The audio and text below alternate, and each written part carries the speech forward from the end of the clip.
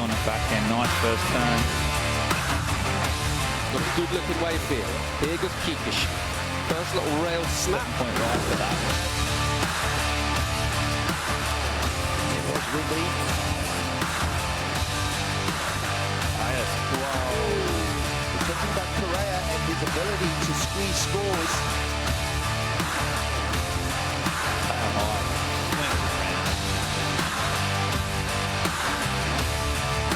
Smooth goals, got one score, maybe over here. Look at this. This is signature dancing. 3 wraps, come around. Real crisp and clean. His name just eluding me for a moment, Joe.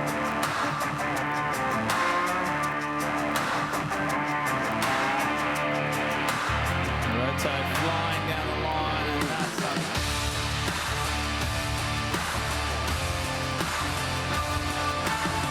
This wave, the 8.67. Oh, this is so much.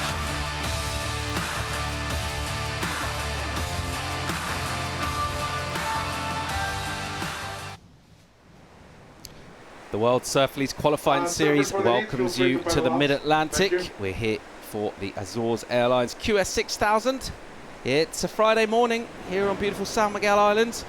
And we've got the Friday feeling in the booth. Paul Evans in for the call alongside Mr. Benjamin Mundy. Hello, Paul. Yeah, look at that bright light streaming through the box. You've got the warm Azorian air. You've got the world's best surfers. You've got great waves. I'm pretty happy with my location right now. And so far this week, obviously we've had good performances, but we're just starting to kind of ratchet up the tension now, Mundy. Can you feel that? Is that palpable? Definitely. We're starting to get to the business end. You can feel that Friday weekend feeling. And as ever, every morning we came to you just on dark. And these are the type of sights we're greeted by every morning, Paolo Evans. Well, it's the contrast between that tension in terms of qualification race, but in terms of the overwhelming natural beauty of the north shore of San Miguel Island. Of course, we're here at Praia Santa Barbara, Ribeira Grande, on the north coast of the main island in the Azores. And the vibes are good in the early morning free surfs. The vibes will just kind of dial down to a little bit more kind of business. If and when we get underway this morning, we're waiting still for the call. Yeah, that's right. Last few mornings we've started at about 8, but we just had a little hour off this morning, gave the swell a bit of time to fill in and just sort of sort things out, the sun to come out, and in the meantime, yeah, the surfers just went absolutely ham out there in the free surfing session. Just the last sort of kinks before the day's competitive as the Portuguese contingent, Vasco Ribeiro warming up. And wow, that's golden light just bathing the hinterland behind this Santa Barbara beach. And that's where we are. And looking down to the southern part of the island. So yeah, absolute. As always, sort of a cornucopia of colours and surfers and hues. And, yeah, it's a brilliant morning. So we've been talking about this forecast throughout the week. It's remained fairly small this week. The early rounds have been contested in waves sort of under head high pretty much throughout, sometimes considerably smaller than that. But we have been hoping for an increase in swell to fill in. It might start to see of it at some point during the day. Let's find out exactly what's going on. We're going to hear from our contest director, Rodrigo Heredia, who's standing by with Shannon.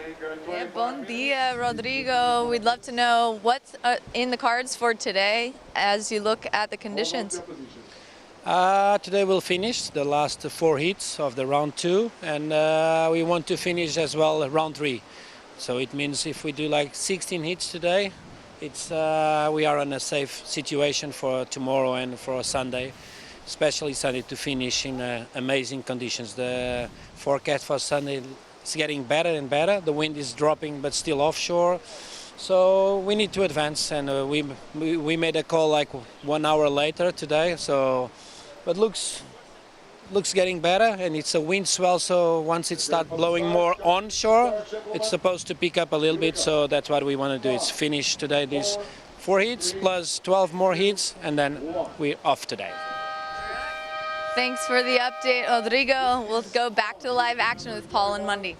Thank you, Shannon. Heredia dropping the A-bomb. He reckons amazing for Sunday. He's a confident chap, isn't he? He is, Rodrigo. You know, like some of the contest directors are like... Cagey. Yeah, a bit cagey. You know, we might get swell on the Sunday. Not already. He keeps doubling down every day. He's like, it's getting better. The forecast, yeah, it's improving. It's amazing. 6 to 8 foot offshore. And yeah, instead of just saying, well, you never know, we're hoping. No, he's laying it down.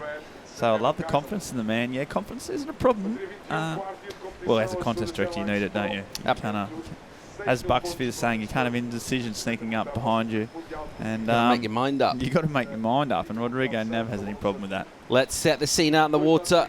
4-man action. We're going to round out 21 to 24 of round 2, and then hopefully go through all 12 of the next round. That's Ayten Osbourne, originally from the USA, but now representing Israel. Was a winner on the QS up there in Netanya. Quite early on in the year, Evan Geisman, the outstanding goofy from Florida, been one of the kind of sharp talents out of the East Coast for a number of years. Still looking for a big breakthrough year on the qualifying series. Billy Stermond, massive performance from him in the ISAs just last week in Japan, getting that Oceania qualifying spot for his proud surfing nation of New Zealand. Meanwhile, Ian Gentile out of Maui, Hawaii, and one of that rising crop of talent from the 808 state. Yes, the 808 state. There's been some incredible surfers coming out of that. Obviously, Area Maui especially is like a crazy little hotbed of incredible surfers.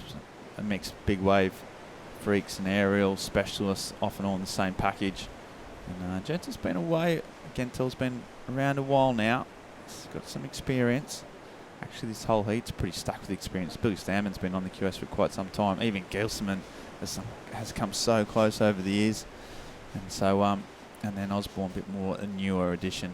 Big aerial specialist. Got some real flair about him as well. So, it's kind of still pretty small out there. We do have a little bit of a mix of swell Monday. You can see that from our drone there. You see that's a pretty short period in there. But as Rodrigo mentioned in that interview with Shannon, he reckons when the wind clocks round, we might see an increase. Meanwhile, down to business early on is Billy Sterman, the Kiwi, as he will shroud down on a little right hand, clean inside section, tag a little finish, and that's the way to start off a heat. Make sure you finish off your wave, throw something up on the board. Yeah, that's right.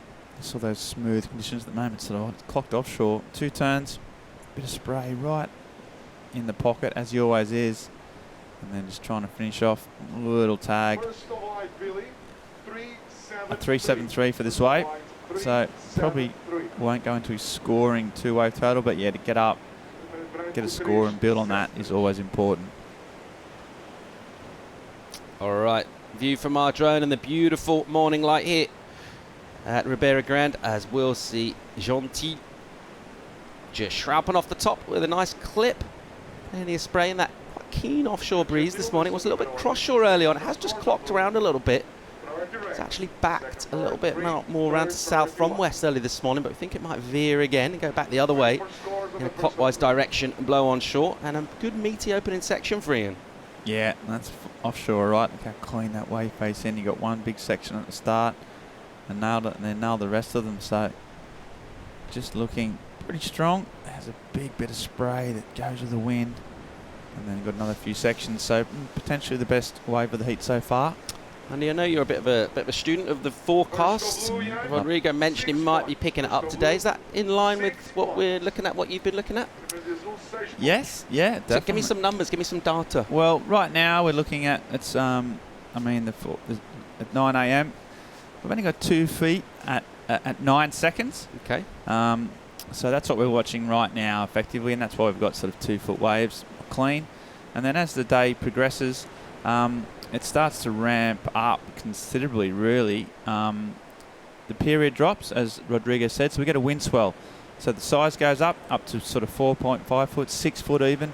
So effectively, 3 times the size, but in that we get a bit of a drop in the period it drops down. So we get a bit more size, a bit more jumbled up, and with that onshore wind a bit more sort of crisscross. But that to me screams opportunity, Paul. That seems a lot of waves. These banks are great. The wind, you know what, it's onshore, but it doesn't seem to affect it too much. It's got just enough side in it to make it sort of clean enough. And I'm seeing an improve in size and an increase in the number of waves hitting these banks. Low water at local time, 11:46 out here. Of course, we're 2 hours behind Central European time, so we're still dropping out with the tide as we're just after 9 a.m. as we see Ayten Osbourne on another right-hander, and he will rotate in the air but won't get a landing done. So favouring the right this morning thus far. In the warm-up surfs that we were privy to, quite a few lefts going down as well, but certainly in this one so far, Ben, it does seem like the right-hander's got the best opportunity. Yeah, it seems to be the way. All 3 surfers that have had waves have all gone right. Ian Gentle got the best of it with a 6-point ride. This is Ayten Osbourne.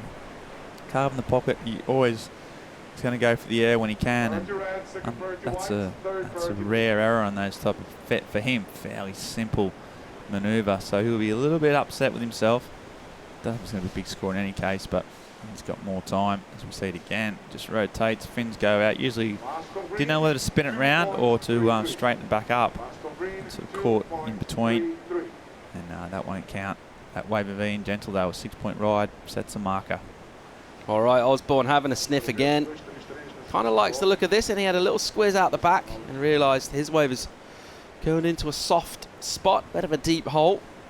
Just kind of looking outside, seeing what other opportunities there were. Not many. He'll flick out of that one, but with the early running, with a couple of pretty low scores so far, and it is going to be challenging for our surfers this morning, just trying to basically find meaty waves that stand up on this bank. Got that quick kind of rhythm to it where some of the smaller ones, they're just going to run off really, really quickly. It's got that blend of sort of fast but soft on the not so good waves. It's generally not a great combo, so really important to find those best waves, and we obviously like to talk a lot about wave selection. There's quite a bit of luck involved, I think, Ben. Right place, right time. Or yeah. Are you more of you make your own luck kind of a guy? Well, I think the beauty of this event and what we've seen so far is that luck factor has kind of been dialed down. There's been sort of so many waves and so many peaks that are of similar quality up and down the stretch that I think, yeah, in this instance, not always, but in this sort of particular case, I reckon you make your own luck. You always get opportunity. You know, you've got enough time, 25 minutes with enough waves coming through that you should be able to get a score, and it sort of comes down to your surfing rather than happen to be in the right spot at the right time. Shout out to everyone around the world striking for climate today. It's a big day for that. So shout out to 1.1 million school kids in New York City alone. And they are really making a stand for our planet, which we admire. Well, personally, I certainly do. So well done to everyone doing that. Passive resistance. Yeah, we've got to make a change. It's no doubt about it, and it's the youth, the young generation that are leading the way. Speaking of youth and young generations, there's a little drop wallet for you. Pretty aggressive, and he still gets some more speed. So that was a replay of Ayten Osbourne's way. That looks strong. Didn't go to the air. A bit more traditional. That first hack was probably where the money is. Seems going fast. And then another one. That was his go-to aerial. So he's been busy, Paul. He looks like he's in a bit of form. That had a fair bit of height, didn't it? Small wave, but sort of big amplitude. And Osbourne starting out strong.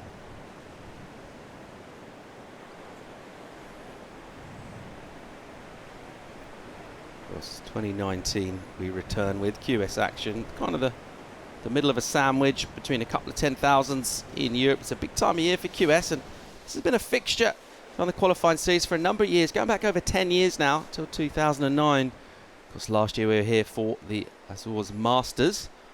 We had the legends of the sports battling it out for world titles. This year we're back for QS action, as we see Stearman just wiggling a couple of times, little redirects on a left-hander.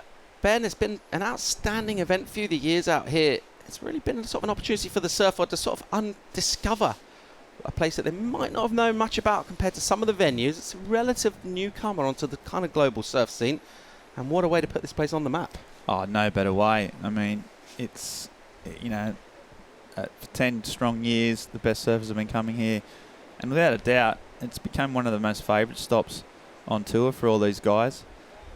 It's just got that element of, you know, so much going on. There's Billy Stammer whacking 2 fast turns. He's been here 3 or 4 times himself. He loves it. Yeah, it's just got something different. It's got great waves, which is obviously the key. Consistent waves.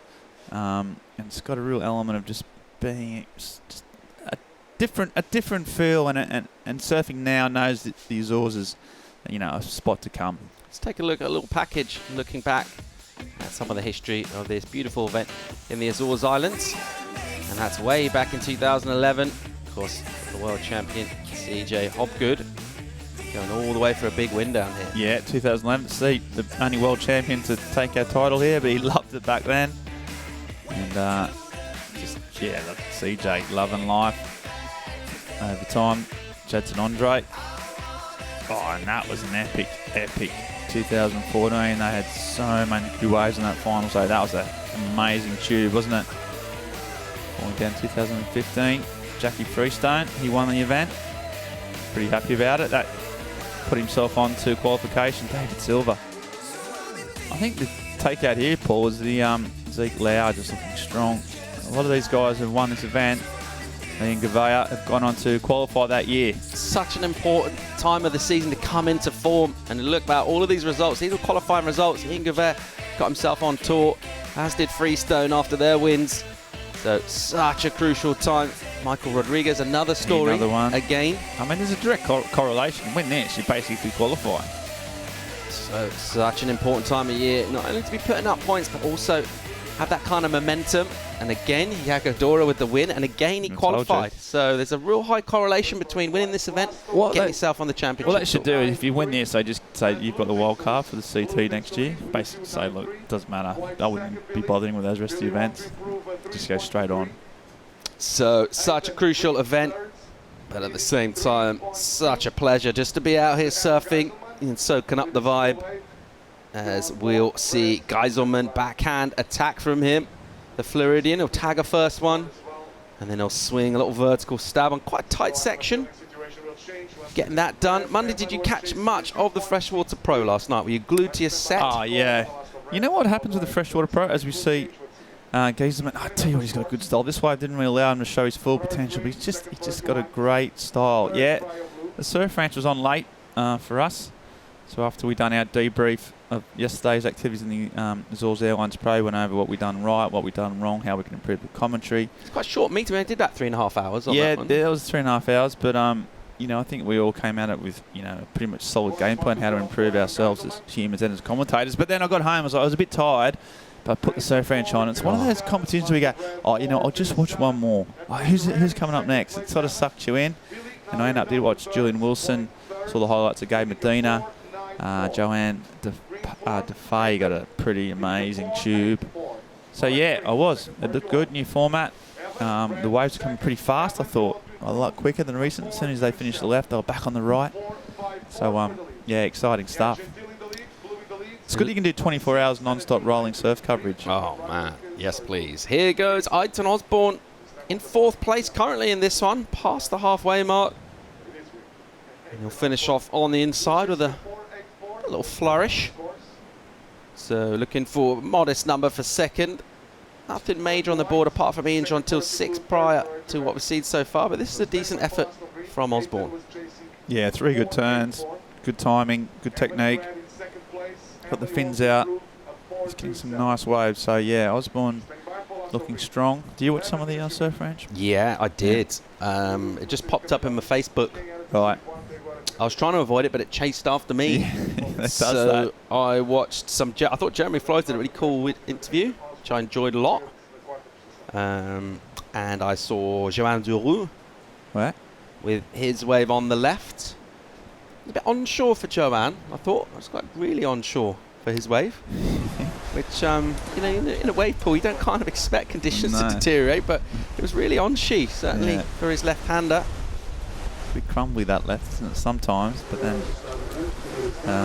it's good for the airs. I didn't only watch the French, though. I watched surfers from other parts of the world as well, but those are the two that kind of stand out. Michelle Perez. There is a finish from Osbourne with a score prior to that, previous to drop in. He's firing himself up on the inside there. He knows he's got a tough heat out here going into bit of wind and texture, and sharpened pretty good Monday. Yeah, he's looking really sharp. I know he should have finished that last turn, unfortunately, but he's catching a lot of waves, looking busy, and looking the informed surfer of the heat, even if he's got a few scores to come in down there for Osbourne. I suppose the other story here that we've talked about is even Evan Gossaman. Just had he had a near-death experience, of course, in pipe quite a few years ago now, and yeah, he's lucky to be here. It was the South African bodyboard Andrew Botha that saved his life. Quite dramatic footage. He recovered, so I mean he's sort of changed his attitude after that, as it would. Hold that thought. Stearman on a left-hander, racing down the line, and a nice kind of flicky vertical stab with a little bit of tweak in the tail as well. So no major manoeuvres really done early on, but nice little finish off for Billy, who's sitting on a couple of threes so far. So low scoring all round, aside from that 6 from Gentile. Let's have another look at Stearman. Yeah, it's just a lot of speed sort of for that turn. He couldn't really get a first turn in here. Just had to wait, a little speed run, and then he had one section. Did well, but it's just a tiny wave with not much face. So he's kind of been stuck. I mean, it's great surfing, don't get me wrong. He's just kind of been a little bit stuck for scoring potential on these short lefts. So a little bit of scoreboard news. Osbourne's got himself up to first. Let's stick with live. Here goes our Hawaiian, Ian Gentile. And he's got a soft-looking wave here, kind of slopey. Now it'll finally stand up, but when it does, he didn't really have any speed to take on that section, and it just overpowers and gets the better of him. But Osbourne, our Israeli, has moved up into first with a 5.33, and that combines with his 3.83. So he's mixed things up down here. Here's another look at Gentile. Yeah, on his backhand this time, a little bit lateral. Gets a couple turns in and falls down. Has yet to be able to back up that 6, that strong start. Just makes a mistake there at the end.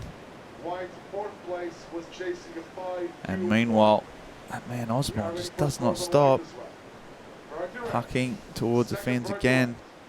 He's so good at these, he probably gets a little bit marked down just for the fact that he makes them look pretty effortless. But he's got those just on complete shutdown. And he's going again, Paul. Here goes Osbourne. Has a little look at the left, goes right, and he's pumping for speed. There will drop a hammer on an oncoming whitewater section. Of course, was in winning form in the Tanya early in the year in Israel. I wonder how many surfers throughout history, after winning an event, have actually adopted that country's nationality. It's a bit like George Foreman enjoyed the grill so much he bought the company. Actually flipped his nationality. That's not something you see all that much. No. Ben, if you could win an event in any country and then become a national, have a think about that while we watch this live, and you can regale the surf world with that. A little bit of insight as we see Stearman swinging on the left. A little soft opening, then it'll get steep for Billy. And he does well to navigate through a slightly tricky inside. It's always hard to come out a steep section when you don't have a whole lot of speed down the line, but he was in fourth prior to that. Which event? What nationality? Swedish death diving. As we see Billy Stearman on another left. He's sticking to his left hand, Stearman. That's his go-to backhand, and he slams it shut. Yeah, have you seen death diving, Paul? I've not. I think I can figure out what it is from the name. What happens? Well, basically, it's big in Sweden. Right. And you going off of like one of those big platforms. I think it's a 5 metre or 10 metre diving platform, but it's kind of like the best belly flop. You know when you see those accidents, so you either land on your face or your front or your thing, they do that on purpose. And as you see Osbourne, speaking of doing some diving, just goes down the hole. Yeah, and it's remarkable to watch. So yeah, the sort of absolutely premeditated and on purpose massive belly flops from a great height. That would be me. I think you'd make quite a good Swede as it goes. Yeah, thank you. I could see you as a Swede. I appreciate that, Going Paul. for the whole kind of, high taxation and good social responsibility. I think that'd suit you quite well. Don't mind that, Mundy. Yeah, I don't mind. I like the social model. I like the people. I like the death diving. And I like the lack of pigmentation in a lot of the skin that they have up there as well. So Stearman working over another left-hander and a good belt early on. Yeah, he's warming up on these. He's getting the lefts a bit better now. Starting to improve on his wave selection. He's got a lot.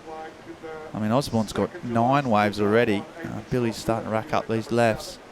Hasn't been able to sort of punch above that 4-point mark though, so I think he might starting to get a few here now. A few scores coming in, the Kiwi.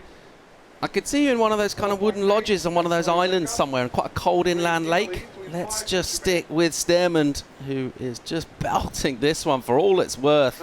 Stabbing it a bunch of times, gives himself a little round of applause to finish as well, Billy.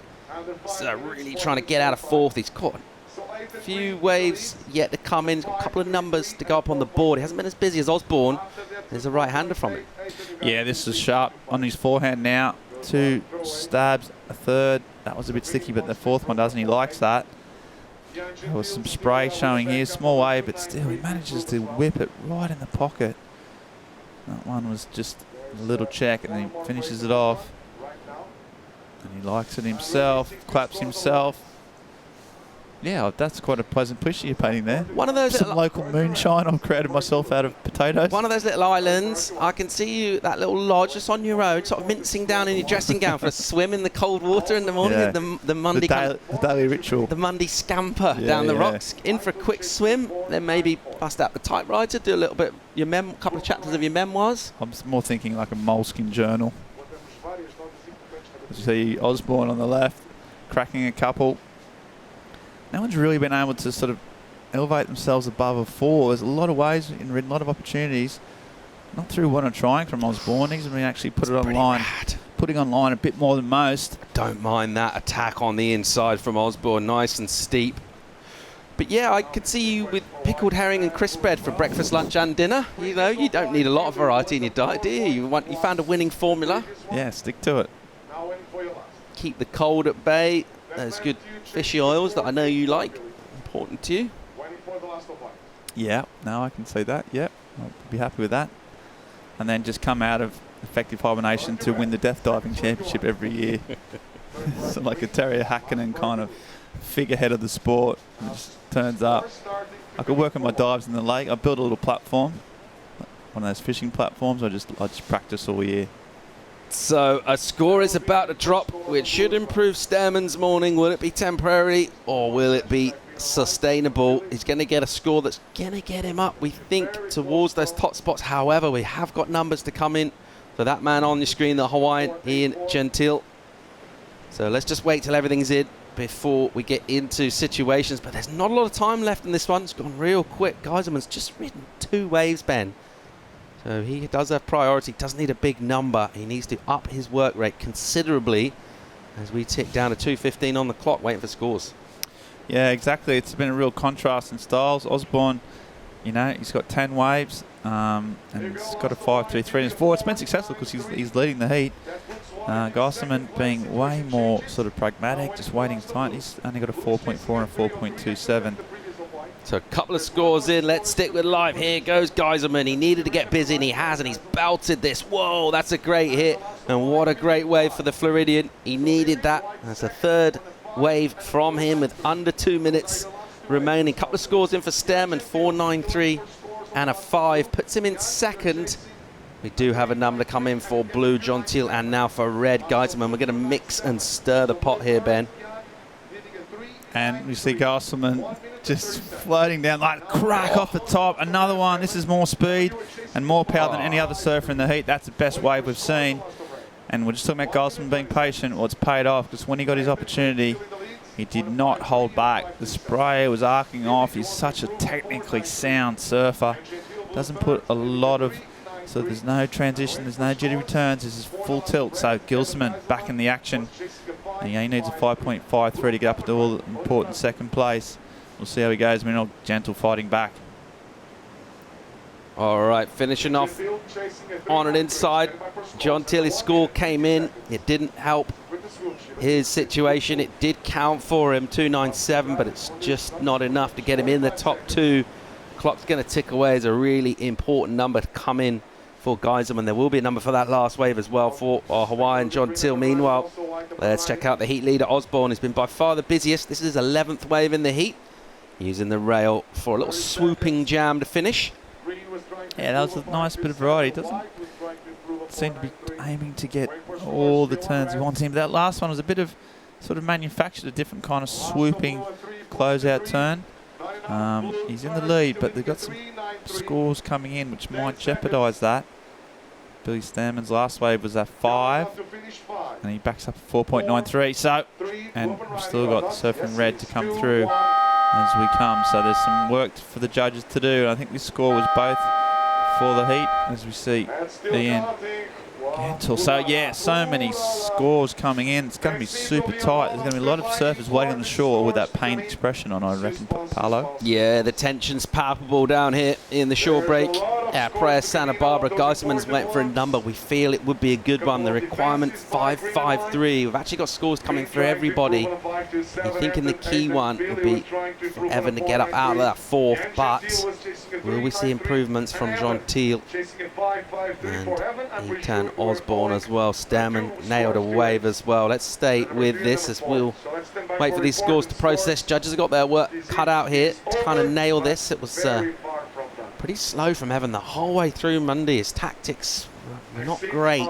Just sat there, nothing happened. But when he got that opportunity, he took it with both hands. Yeah, I'm pretty confident that Geiselman is going to get that score. Yeah, he served really, really well. I also like the fact that all those East Coast servers, no matter how good they are, no matter how high they've progressed in the surfing world, they're often sponsored by a little local surf shop. You ever noticed that? Like the East Coast, CJ Hopgood always had, like, I don't know, Daytona Beach surf shop or something. It's always a nice little touch there, keeping it rootsy. But he's just waiting that score. As for the other surfers, there's going to be two surfers very, very disappointed. Let's check out the heat recap and look at the story of Heat 21 and round 2. It's our first heat of the day here. We had about an hour on hold down here. We're just waiting for conditions to improve slightly. A little bit of tide to run out and the wind to clean up. That's what happened. And John Till got going early doors. Yeah, this was his 6, which was the first sort of scoring wave of the heat. Really good start, and unfortunately for Ian, he couldn't sort of back this one up. Surfed it really well, looked in form.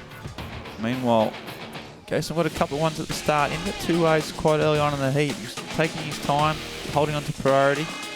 But this man just kept going busy, just got so many waves. Probably more than a dozen waves, and surfed well on the majority of them. Looked energetic and busy. Just non-stop. Sort of hucking the fins here, sticking it. So that was 2 scoring waves. But in the end, it was Geiselman jumps from 4th to 1st, 6.27 the number. He goes into 1st position in the heat, but we are still waiting for scores for Billy Stammen, who's now in 3rd, looking for a 5.6 for 2nd. Ian John Till looking for just a 4.6 to go up. So both our surfers in 3rd and 4th with numbers to drop. There's also a number to drop for Geiselman. That's not going to change anything. So Osbourne, who was super busy, who rode 11 waves, could be in trouble here. Yeah, we're still just waiting on the final scores to drop in. I mean, it's been pretty. They take their time. There's a lot of waves going in the end there, wasn't there? Well, we're going to leave you hanging, Surf World. It's the Azores Airlines Pro 2019. We're going to be back with more live action and the result right after this.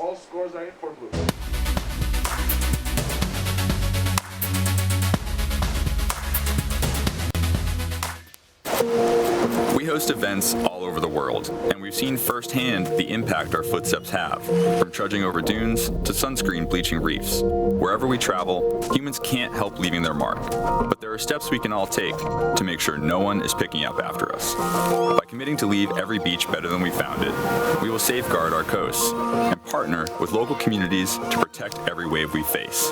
This is our commitment for a stronger ocean. What's yours?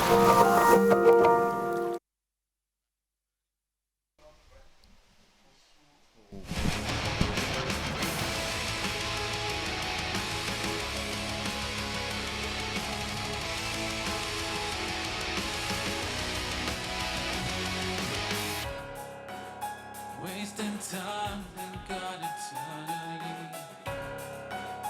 Breathing life into something new.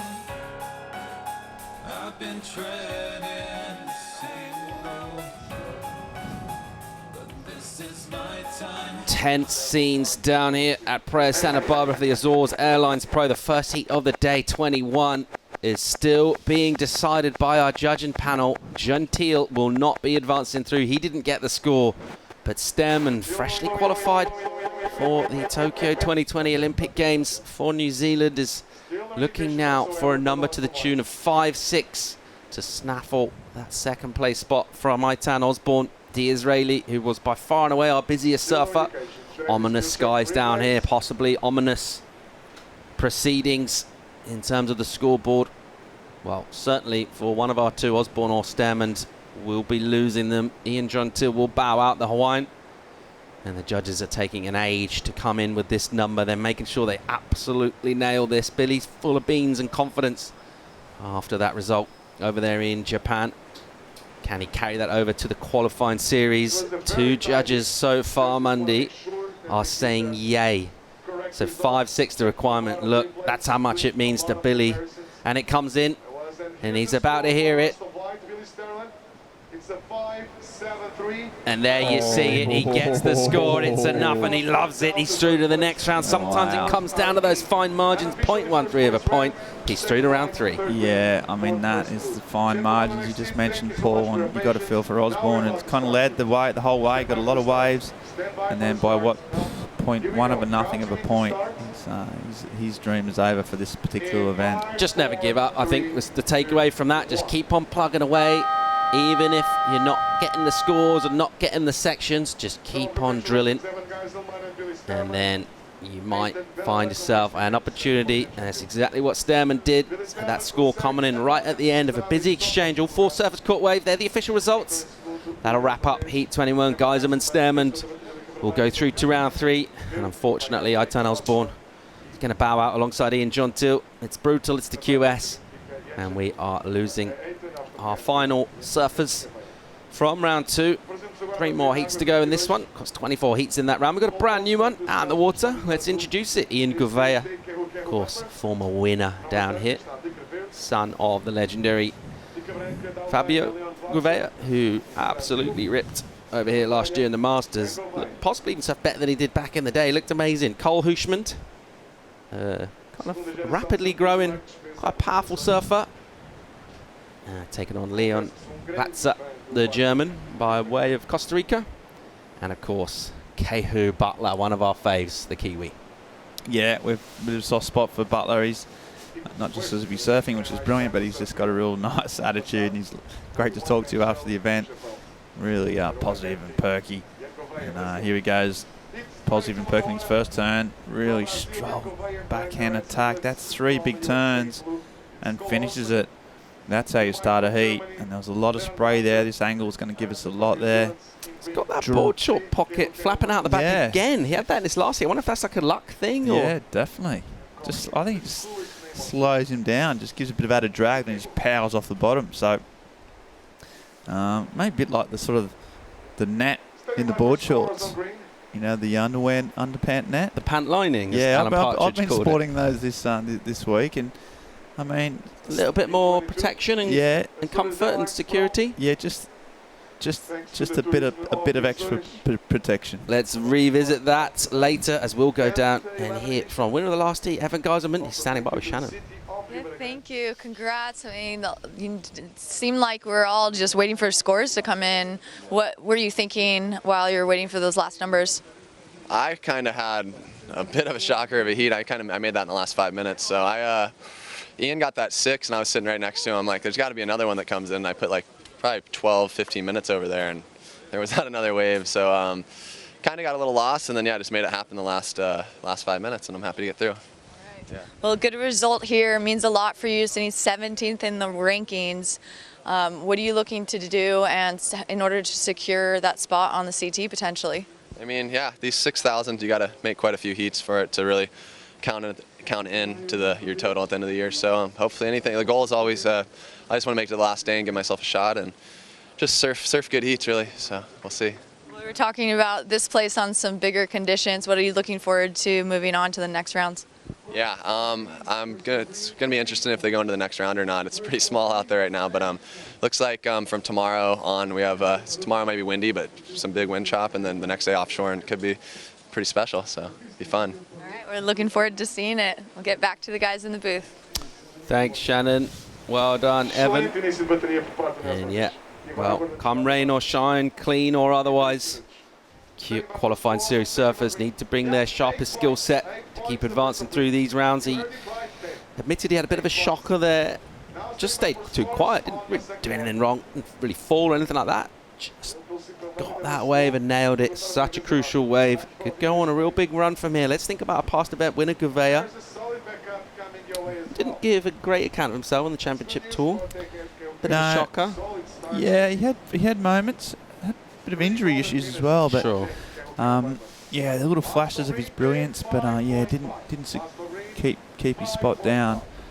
Real nuggety competitor, good tube rider, good in sort of big barrels, got a big air game. Really brave competitor too. I've seen him slam some of the most ridiculous closeout sections I think I've ever seen. So real talent, CT sort of pedigree, and he's won here before, so you'd be thinking he's got a great chance. But look at those scores though off the bat for our Kiwi mate Butler.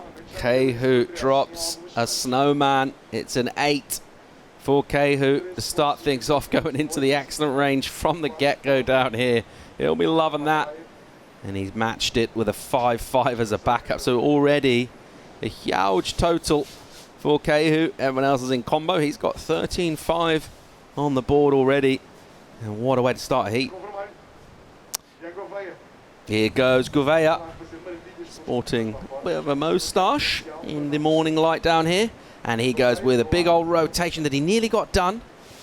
Just got a little bit maybe straight-legged on that landing. Yeah. But nice intensity. Yeah, it was. Knew straight away he was on. Drove down the line. You could see it coming. He's pumping. Kind of looked clean. Almost stuck it. And you're right about that moustache. Just adding an element of danger to proceedings. A little bit of a Hemingway kind of a vibe I'm getting from that. Hemingway in his Cuba phase. Yeah. Sea fishing for the marlin. Yeah. Post Spain. Into Cuba. Yeah, I can see that for sure. And I couldn't quite stick it. All right, here goes Kehu, your heat leader. He streets ahead at the moment. That's a great opening turn. And it's smooth and powerful at the same time. And he'll just tag a little ending as well. Wow. He's looking in good form, Monday. He really is. We've seen a lot of him over the, he's only embarked on his sort of full-time QS this year, but we've seen some good surfing. We've also seen a lot of mistakes, but in this heat, he's been absolutely on point. This turn was radical. Drives around again, that back pocket flapping in the breeze, and then finished it off. So he's backing up an 8 and a 5-5, and he's unstoppable in this heat, in this early phase. Look at that, good style. It's rare that you mix that kind of real power with that real smooth, easy on the eye look, and fins out, fins down, great surfing. Yes, please. And he's got a 7 pull, so already off the bat, 15 points. Cool. See you later. So just saw his mate Billy Stamming just get through in the last kind of few seconds. That would have given him a little bonus. If he'd lost that, it just, it can't help but affect you whenever you see your mates just go through a bit of a bad patch. But he didn't, so he would have got a little extra bump. All right, here goes Hushman. Backhand option from him. And a nice little steep stab. Good verticality on that last hit from him. So, decent way to open things up. Meanwhile, here goes Glatzer, our German, on an inside number. He's got a lethal air game. This guy, he'll just stick to belt in the lip for the time being, and then a little tag on the end. It's a little bit under-paced, isn't it? He just saw that wave was a softer inside one. There's not a whole lot of energy there. Not going to be a massive number for him, but it looks like it's already just a scrap for second. Ben, there's a lot of tweets coming in. People really enjoying the show over here from the Mid-Atlantic. A lot of questions and curiosity. We've got one in. It's a question for you, actually. Comes in from Julian Holland. He's in Fulham in West London. He wants to talk about music. We'll just revisit that tweet as we check out the replay here from Leon. Yeah, Leon, as you said, the pace wasn't there. Whether it was the wave, we just couldn't quite get the board speed. Just lacking that zip of Butler and Gouveia at this stage. Finished it off. I mean, it's his first wave. He'll be happy with a finish. As we just see him, got a big wingspan, hasn't he? Driving down the line, just hits it. Does release the fins. Nice turn, but just lacking a bit of the zip that you need to get those big scores. Houshman, on the other hand, kind of looks like really strong too. Quick vertical turns. Sort of be out of place in one of those sort of American frat boy kind of movies where he's the guy at the back, the tall guy at the back that sort of chugs a beer, It could be him. And but really strong serving. 4.87 for him. But it's as you said, it's a race for second. Yeah, it is. Good stuff there from Cole. So, Jules Holland in Fulham. He wants to know about songs. He wants some suggestions for music. He said he likes songs in a minor key. So, not necessarily amp up kind of happy music, but in a minor key. He wants 3 suggestions for tunes from each of us. Monday, I'll Do you want to have a little while to think about that, or you got some straight off the top of your dome? I would. Oh, yeah. Do you want me to go? Yeah, you go. You go. I've got probably my top 3 sort of favourite. Well, there's, just at the moment, I'm going to go with William DeVaughn. Be Thankful for What You Got, which is not only a great tune, but, really good, strong ethos. Obviously, you can't really look past Gil Scott-Heron's Home Is Where the Hatred Is, one of my all-time favourite tunes. It actually made me cry in Bali when I had food poisoning. Right. And I was lying in bed listening to my Discman at the time. It was 2000. I was listening to a CD Discman. And I just basically started booing when I listened to Home Is Where the Hatred Is. Right. And sort of the raw emotion of it. Yep. And then you probably can't really look past Astral Weeks, can you, by Van Morrison, to round out my 3. So that'll be my 3 sort of songs in a minor key. Monday. I don't know if I've got 3, but you're out, basically. You're not going to top that, are you? It's obviously that tweet from Jules obviously was right in your wheelhouse, clearly.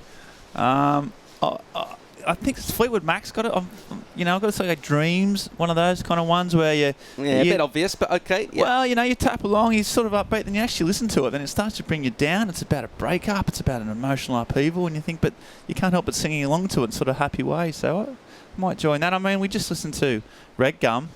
I Was Only 19. That kind of hits you where it hurts, but then there's a chorus that you can't help but sing along to. And I was, taken back to those Vietnam days. As you see a replay, this live action, Glatzer fanging down the line, and he's got some speed, and he goes for a pretty upended alley-oop double grab and just couldn't get it. So, not complete. 14:15 to go in this one. Kehu Butler running away with things. It's a classic clash for second. And Glatzer looking for a big air. Doesn't get a completion. No, tried to mix it up, which is to his credit. And I'll tell you what, if he pulled it off, it would have been interesting. Just showing his range. We'll need a 3rd tune in a minor key from you, Monday. Yeah, we do. Maybe something that people might have actually heard of. He almost pulled that off. Yeah, a well-known song in a minor key.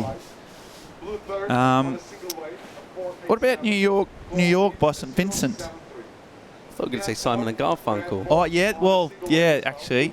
Can I? Can I change it to Simon and Garfunkel? Bridge Over Troubled Water? Now, are you thinking of the live performance in Central Park when they got back together in '84 after a real acrimonious breakup, actually, and they got back together, and when they sung New York, New York in Central Park, about 150,000 people there for a free gig.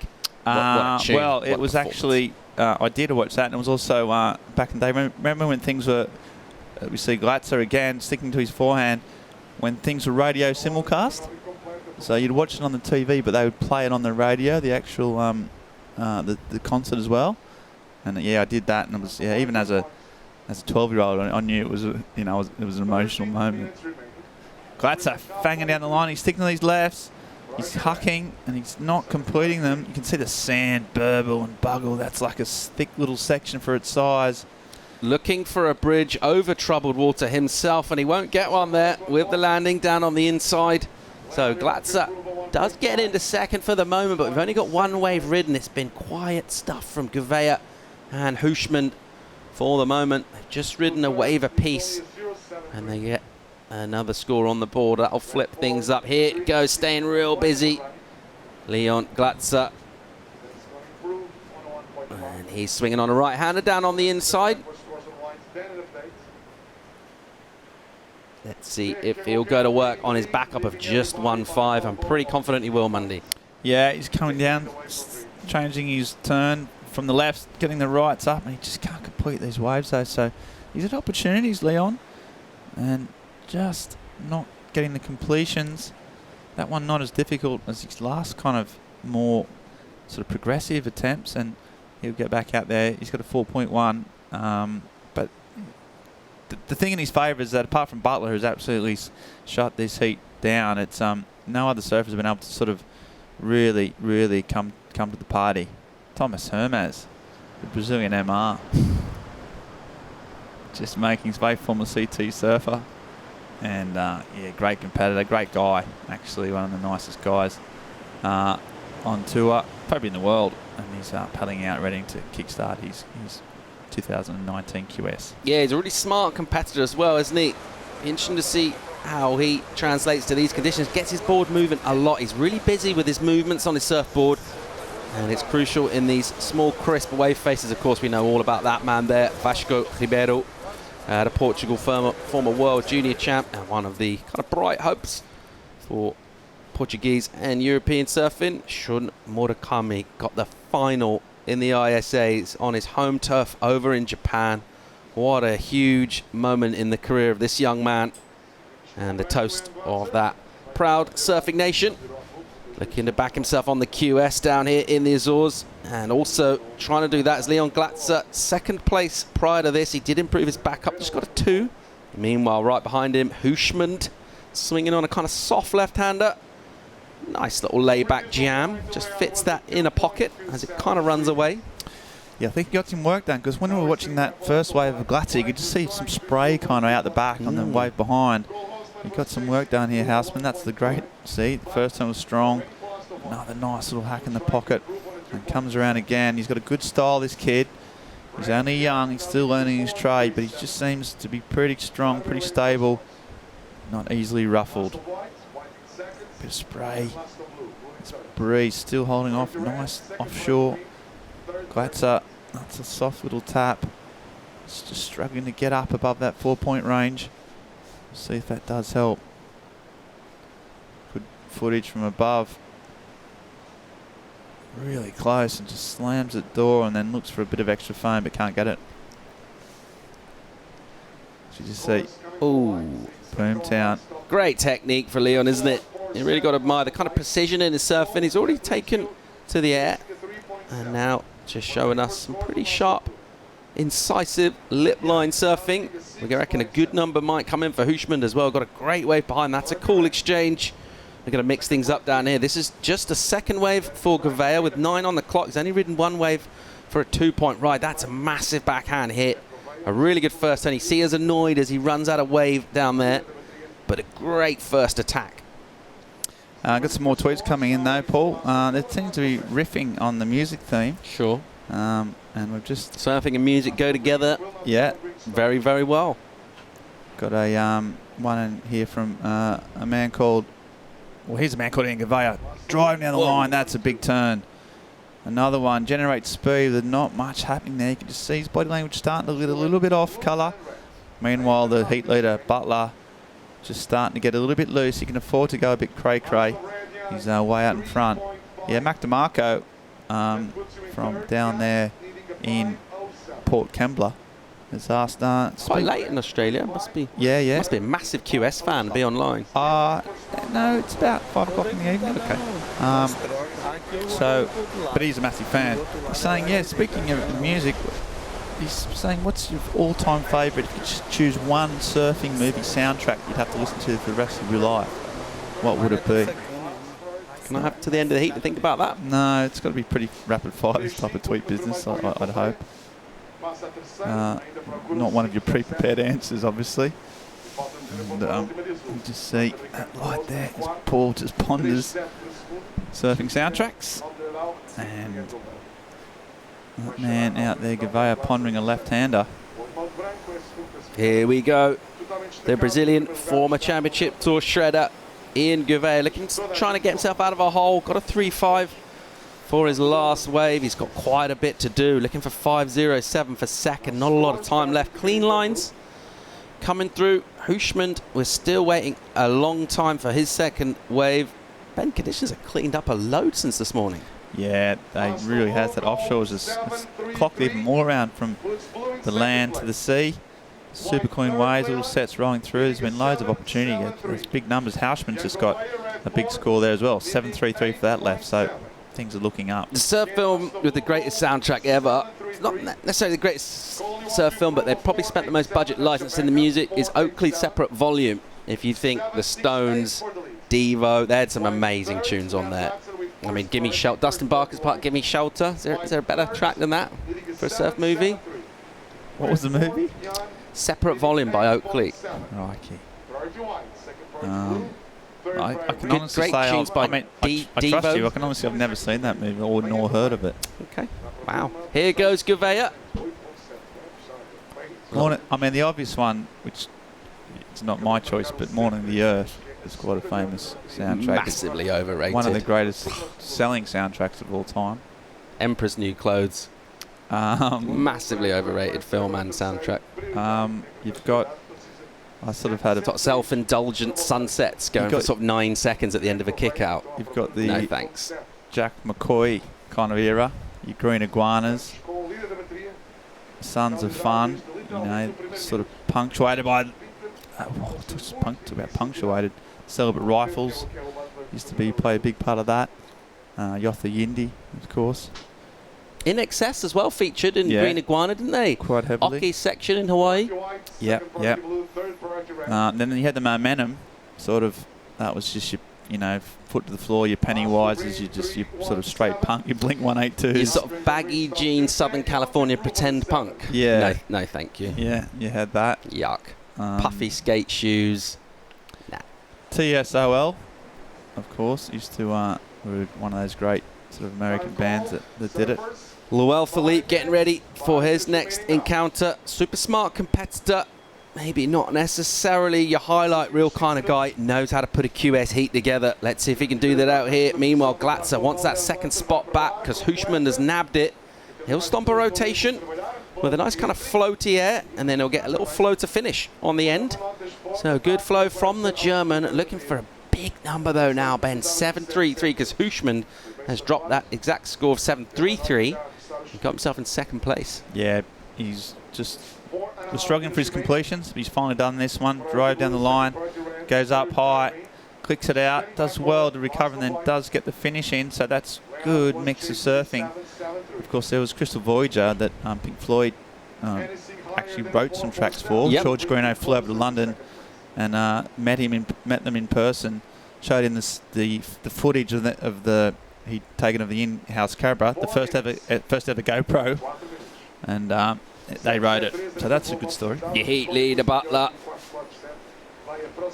As he will have a little look and doesn't go. Hushman, meanwhile, up in second now by virtue of that big 7.33. Great looking left. Then he'll tag the lip with a nice bash set up with a little carving jam and a strong finish on the end as well.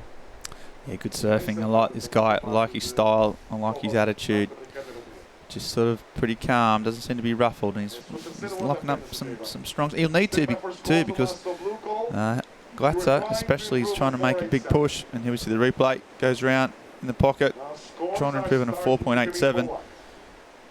Little whippy. A little bit of fin release. Just enough flare to give the judges something to hang their coats on.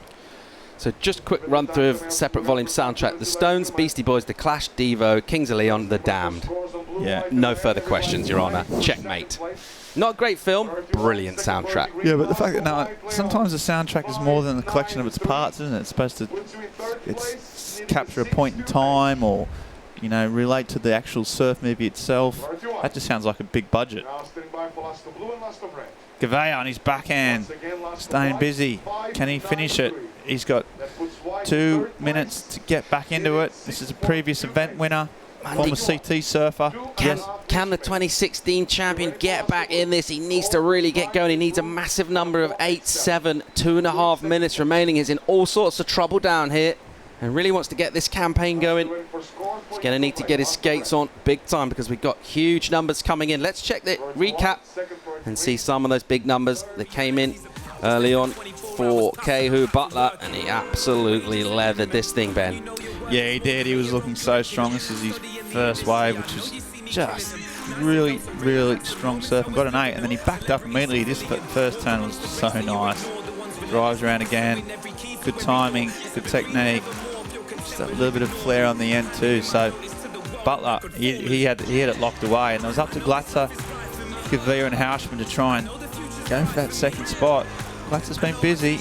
I like he's never given up. He's given himself plenty of opportunities, but just didn't quite have the sort of snarl and snap of this man, Hausman. So he's been sticking to the lefts too, just generating more turns, a bit more variety. Hasn't fallen off, hasn't made a mistake. It's hard to beat when you're surfing like that. So under the 90-second mark, Gouveia on Struggle Street here. His requirements ratcheted up to 9.66. There's a good chance we're going to lose a former champion down here.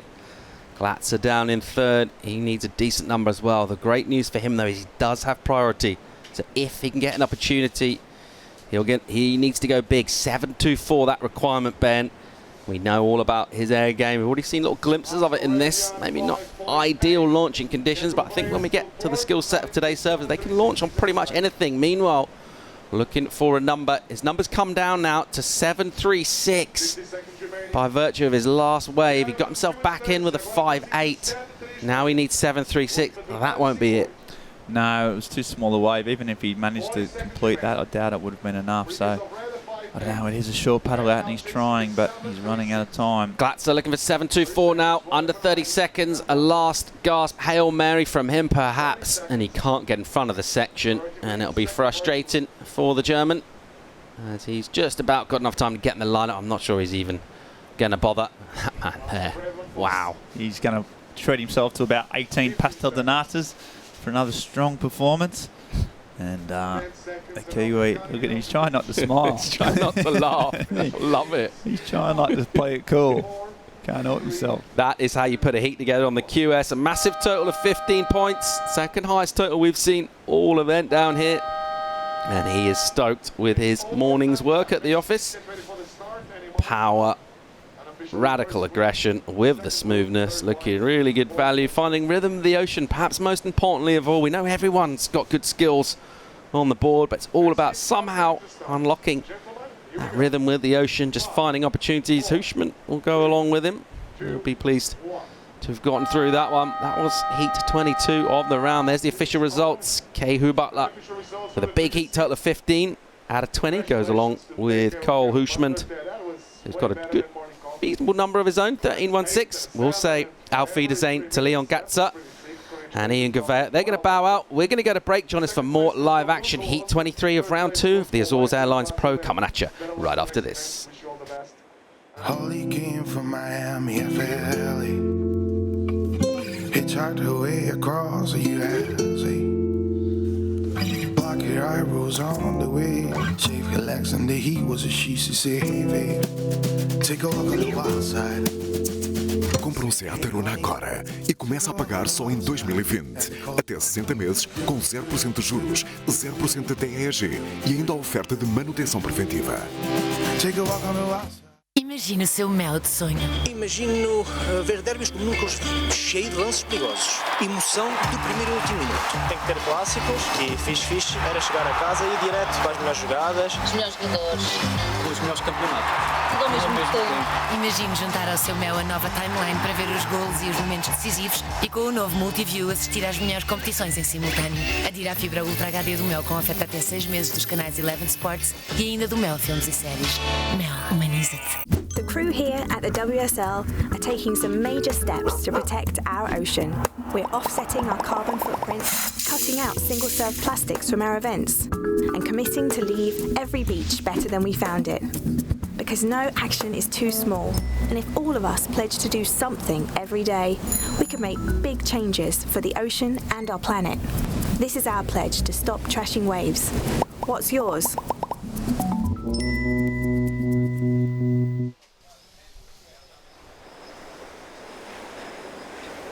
The World Surf League's qualifying series welcomes you back to the wave-blessed shores of the Azores Islands in the mid-Atlantic. Not a whole load of swell energy unloading at the moment. We're looking for an increase throughout the day, and while that happens, we'll just keep on swinging with our 4-man heats of round 2. As we'll finish that off, it's time to welcome to the booth for the first time today, Mr. Gigsilius. Welcome, mate. Thanks, Paul Evans. Great to jump in alongside you. Only 2 more heats to wrap up the round here. And of course we've taken the field here at the QS 6000 of 96 and chopped it in half. 2 more heats to get to that point. And of course into round 3.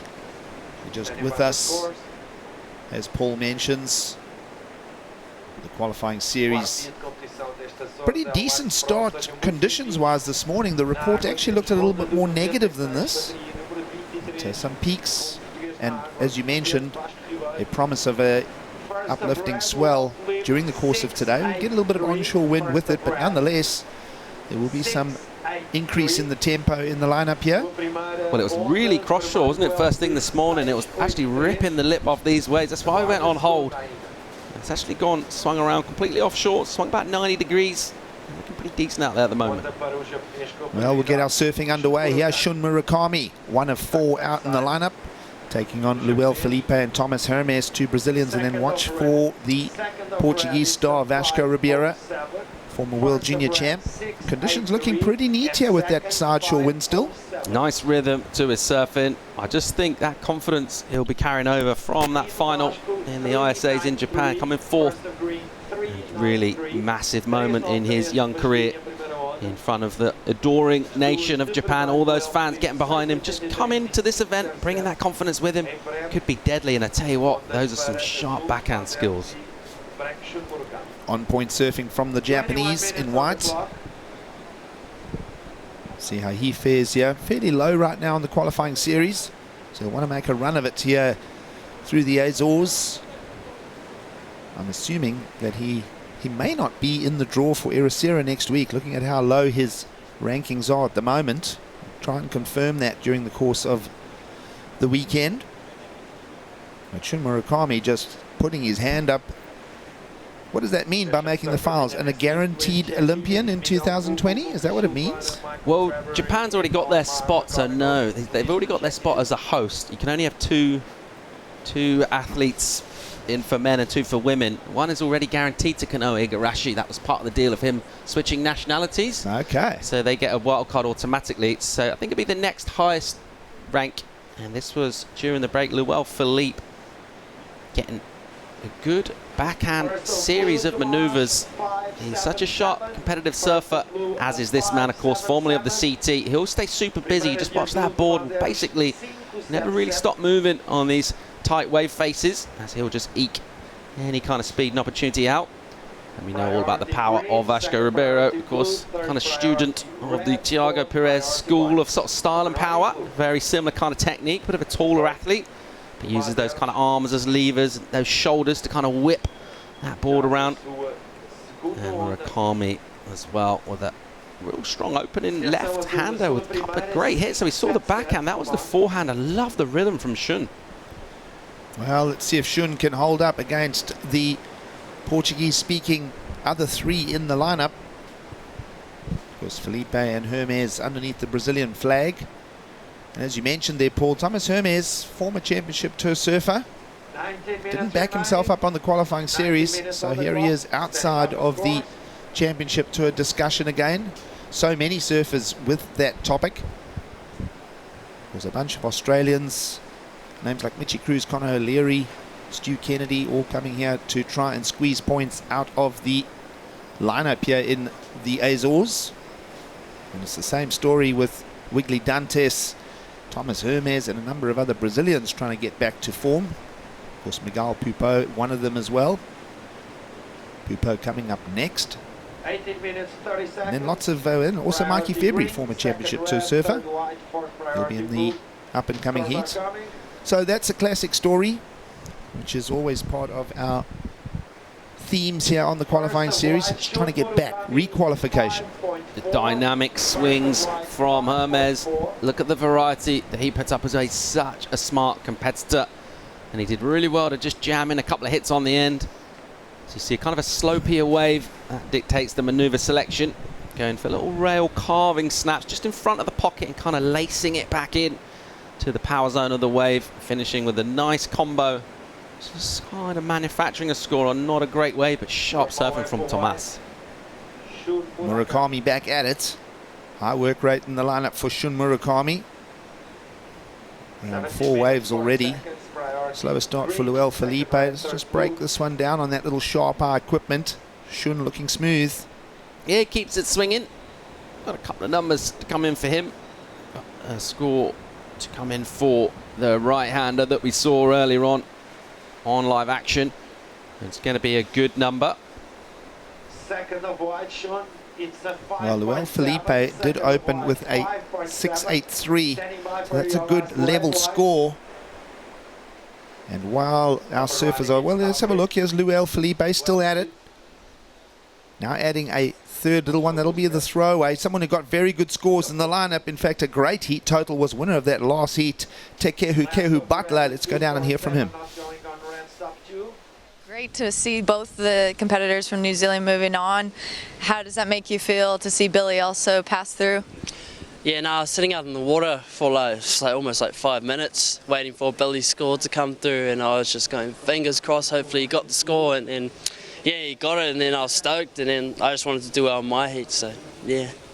Well, you're saying there's some similarities between home and the Azores Islands. You've been exploring as well, a few waterfalls. Yeah, no, I love the Azores. There's heaps of greenery around, just like home in New Zealand. It's it's funny, you come down for the early morning and you know it's offshore when you can smell the cow poo just up there. So yeah, no, I love it here. The waterfall was amazing yesterday, and yeah. Well, there were no more pastries in the cafe. I heard you might have eaten all the pastel de nata. Bit of addiction there. Yeah, no, actually yesterday too, we went to 2 shops in town and they ran out because I think I ate them all in the morning. So yeah, nah, just gonna stick to eating them, and yeah. Ooh, rain. Different kind of training program. All right, well, we're getting poured in the rain here, so we'll throw it back to the booth. Well, good stuff from the Kiwi surfer. And hucking as we come back to action here is L Philippe, who is the heat leader, dare I say, open to the 6.83 and a 5.07 in his scoreline. The more mature surfer, L Philippe, just campaigning away and getting some good job done. Yeah, blowing out some tail. Got solid repertoire. Pretty experienced campaigner.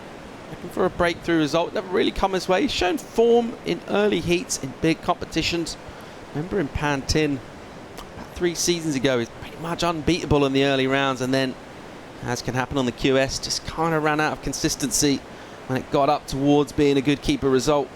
But definitely knows how to put a heat together. He's a pretty intense competitor, and obviously we've talked quite extensively about our Brazilians being at home, of course, in Portugal with the language and everything else, so he's been feeling pretty good about his campaign over here in Azores. Well, if your screens have gone a little bit grey, don't adjust your colour. It's a big tropical rain squall that's coming in on the lineup here. Starting to pelt down. We'll continue, because it doesn't make a difference. Judges are high and dry. Television crew all ready for it. Everyone in their camera covers and jackets. A little bit of rain just pelting us. This will be an indication of a bit of a wind change. We are expecting the wind to go onshore, but that's a good sign. We'll bring a lift to the swell here. Because local time here in the Azores, 10 a.m. Still balm and warmy. People walking around walk shorts. You can pretty much still go for a surf in boardies, maybe a spring suit. If it does look all grey, it's not grey and cold. It's grey and tropical warm. Oh, it's delicious. I mean, this is my favourite kind of rain. That warm, sort of soft tropical Well, you're from rain. England, so I mean, you know, you grew up with rain. Yep. You're the expert of it. It's vital to the survival of all life on Earth gigs. We wouldn't be here without it.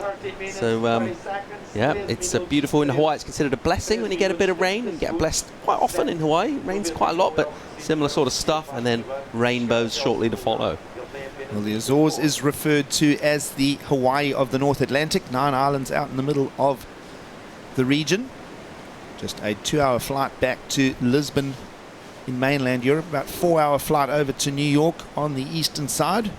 You did mention we're probably in line with Virginia Beach on the latitudes. So smack out in the middle here. This is the Azores. This is where all those tropical cyclones start, by the way. All care of this Azores high, the weather pattern that sits over us here. I just love that interview with Kehu Butler. Such good value. Should get him in on the commentary team. Yeah, it'd be good in the booth, wouldn't he? Good insights from him. Seems super relaxed as well, which you always think, you know, you're young in your career, you're a long, long way from home. Can't get really much further away than New Zealand from this part of the world. And so important to stay relaxed, not to just overthink things or, you know, play up the significance too much. It could be a crucial part in your career. It could be a life-changing result out here in Europe this September, but nevertheless just got that kind of lightness of approach and that little spring in his step, and I like it. Well, Kehu made reference to waiting for that score for Billy Stearman, so the Kiwis are moving through the draw here in the qualifying series. Of course, just 1 day to go now until the start of a Rugby World Cup over in Japan. We'll see if the All Blacks can keep their momentum. They are known to sometimes not peak at the right time. Someone that's peaking here is Vasco Ribeiro. This is a good input to the heat. He's down in 4th as we go under the 12-minute mark. And this is a much better contribution from the Portuguese. Prior to that, just a 3.93 in his scoreline. So that's his first real number that he'll throw at the heat. The barrel-chested physique of Vasco Ribeiro, just whipping power off the top. That's a massive hit from Vasco. He'll keep swinging that backhand, just kind of surfing off the tail of that board and just belting it once on the end. He knew it was good, he liked it. Little look back in. And then they kick out in the traditional sense. We actually kick your board up and out of the wave, back from the longboard days where the expression comes from, as opposed to just jumping off. But real nice rhythm and power from Vasco. He's a strapping lad. He's got a ton of experience in competing in men's events since he's about 13 years old in Portugal. So a very experienced campaigner. And I think that qualification of Kikash a couple years back has just furthered that fire in his belly to get up there on the biggest stage of all. No, absolutely. Of course, judges ate up that score as well. They loved the power. They loved the combination backhand, spray flying everywhere. 817. That's a highlight number. We haven't seen a lot of 8s out of the lineup here in the Azores over the last 3 days. Of course, today, day 4 of competition. And Vasco Ribeiro will go from 4th to 1st, just like that. Now let's have a look at the 2nd and 3rd place situation as we get down to 10 minutes to go. It is that red jersey of L Philippe sitting in the 2nd place cutoff. And Thomas Hermes ever so close behind him. So Felipe's 2-wave total for an 11.9. Have a look at Hermes, 11.84. So very, very close. And Thomas in blue, former championship tour surfer, now just chasing a 5.84. So this heat's got lots left in it. As we go under the 10-minute mark. 2 more heats to wrap up the round of 96, and then we'll be left with 48 surfers remaining in the Azores Airlines Pro. Only a point between everyone in this one, 1st to 4th, but that's a little bit of a kind of misleading figure because you look at Vasco Ribeiro sitting on a 3.93 along that 8. You think he's got a really good chance of improving that. Let's assume he will, and he's going to kind of put a bit of distance between himself. Yep. Then we're talking about the rest of the bunch and that classic potentially battle for 2nd between everyone else. They've all got 6s or high 5s in the score.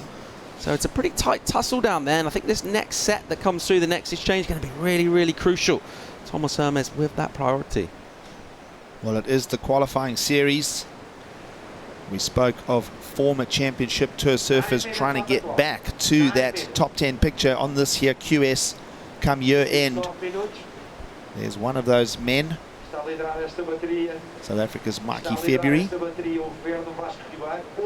had a good run on the qualifying series back in 2017, featured last year on the championship tour and then fell off. So here in 2019, almost went into a little bit of soul surfer, free-spirited campaign at the beginning of the year, but great to see him taking the back half 2019 seriously again. He's got a lot of work to do. Of course, 2 former championship tour surfers coming up in that next heat in Miguel, Pupo and Marquis Febri. They take on former world junior champ Lucas Silveira and Mcgonagall. I wonder if Mikey would toy with the idea of taking a twin fin out here. Of course, he's done some great clips on the twin. Sort of conditions where he could make it happen. My mind thinks back to Quicksilver Pro France in 2012 where Dane Reynolds surfed the twin and was just amazing. Made that finals day with Kelly Slater. Surfing a twin fin in that. So not something you see a lot of, but if there's a surfer that could do it and do it well. Did he surf it every round? Thinking Mikey Febri. Surfed the same board every round till he broke it on the last day. One of the great Quick Pro France's ever, 2012 for me. Probably that pinnacle moment, the evening of the quarterfinals. It was getting dark, everyone had their mobile phones out. There's that kind of iconic view. It was hissing, spitting Le Gravier right on the dry sand. Really an amazing moment for professional surfing in Europe. Trying to reel it back in my mind. Of course, it's been a while since Kelly won regularly. I say that with respect, of course, as we get Vasco Ribeiro back in picture. Just talking about the twin fins, that's the reason why I brought up Kelly's name. Did you watch a couple of the heats of the Freshwater Pro? He had a 20 with a little nubster fin in it. So great to open up the discussion to all kinds of equipment. Vasco looking to work on that backup of 3.93. swinging on a smaller inside wave. He knows the drill in terms of heat management strategy. You've already got a good number on the board, but time's ticking away. Go to work on your backup. Go to the inside, find something, create some scoreboard pressure just to put yourself a little bit out of sight. Not need to get involved in any particular dramatics. You've already got an 817 on the board, so just trying to work on that backup. Yes, did see a few waves. I really enjoyed Jeremy Flores' interview. Thought that was really cool. When he said he didn't know how seriously to take it. It was so kind of weird and just out of the comfort zone of what they're used to, which is good, honest insights. You know, you think a lot of your post-it interviews, it's just platitudes, going through the motion, I'm stoked, etc., etc. Well, you take out everything about wave selection, right? It's just gone. There's no wave selection involved. You're just out there on a pedestal, so to speak, and then they serve you up your wave, and it even runs by a clock. So you look and you go, well, my heat is coming up at 8:16 in the morning or 8:24, and that's it. Even the interviews are unique because surf hasn't won. Okay, they don't know the results. They usually got that sort of veneer over an interview of I just got through, so I'm happy anyway. Yep. But a little bit more kind of insight, a little bit more, should we say, honesty. And I thought that was really, really cool and refreshing. Slightly more vulnerable type of interviews, and everyone, because it's such a unique location, the formula and the template of the contest is so unique. Everybody just kind of feels actually a little bit disorientated is probably the right word as well. Good hammer at the end there for Vasco Ribeiro, heat leader, who is continually trying to up his scores. In fact, judges owe him 2 numbers now. As we see the release of the tail from Thomas Hermes down in the danger slot in 3rd. And he's trying to chase L Philippe's numbers, who's sitting in 2nd. He did a 5.84. L Philippe's been a bit quiet. 5 minutes on the clock now. We hit now 5 minutes to go in the second to last heat of the round of 96 here. Are we starting to see a little bit of this increase in swell that we've been anticipating? Let's see. We're thinking throughout the afternoon it might come with a bit of wind. But we're looking for a kick up in swell. Ribeiro was looking to do away with that backup. He's still waiting for a previous score of him to come in. And this was the use of priority from Thomas Hermes, who sat with it for an eternity. That's a good move, but not much else happened on that wave. Error. And this was Vasco's attempt on that left. Just plugging away again, going for an inside option. Good finish from him. Nice strong finish. Just see, held that board up and offered it into the lip with some nice spray. A meaty wave for Philippe. And swinging with some great turns. Definitely getting the better of that exchange. That's a really good wave for L Philippe. And he loves it. Well, he dug into that one, did L Philippe in the red.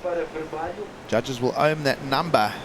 Gee, could even be chasing Vasco Ribeiro here at this stage. Vasco, meanwhile, has collected a couple of numbers, including his last one at a 5.13 to increase his lead over the field. And wait for judges to drop their opinion on L Philippe, who got really stuck into it. And where is Shun Murakami in all of this? The Japanese, with priority on his pair of 5s, is down in 4th. It's a really interesting topic you raised there, Gigs, because they've already gone 8 for Vasco for backhand hits. It was a smaller wave. I think the surfing of Philippe was sharper on that, and you would think they have to go north of that. Well, it's a good topic. As you mentioned, a sort of barometer score dropped with the backhand surfing of Vasco Ribeiro. Meanwhile, lift and swell coming our way on the Azores. Lots of speed, but not enough to come around the section for L Philippe. We'll still just hang on the discussion of his previous wave. And Paul, the precedent was put in place by Vasco Ribeiro, already establishing that 8.17, and L Philippe is going to bring his own. In fact, he's going to add a little sprinkle on top, 8.93. So vertical hit, intensity, I'll steal your word, impetus, and it's making a tough job on Thomas Hermes and Shun Murakami here. Massive number in for Lowell, and well deserved as well. He absolutely belted that wave. He found himself another good wave after that ran away too quick, but he's dialed in the conditions here. And I just think that 8 coming in for Vasco left the judges no alternative but to go higher, because it was more impressive in every way, that wave. And going up, right up the scale into that excellent range, gets himself in the top spot.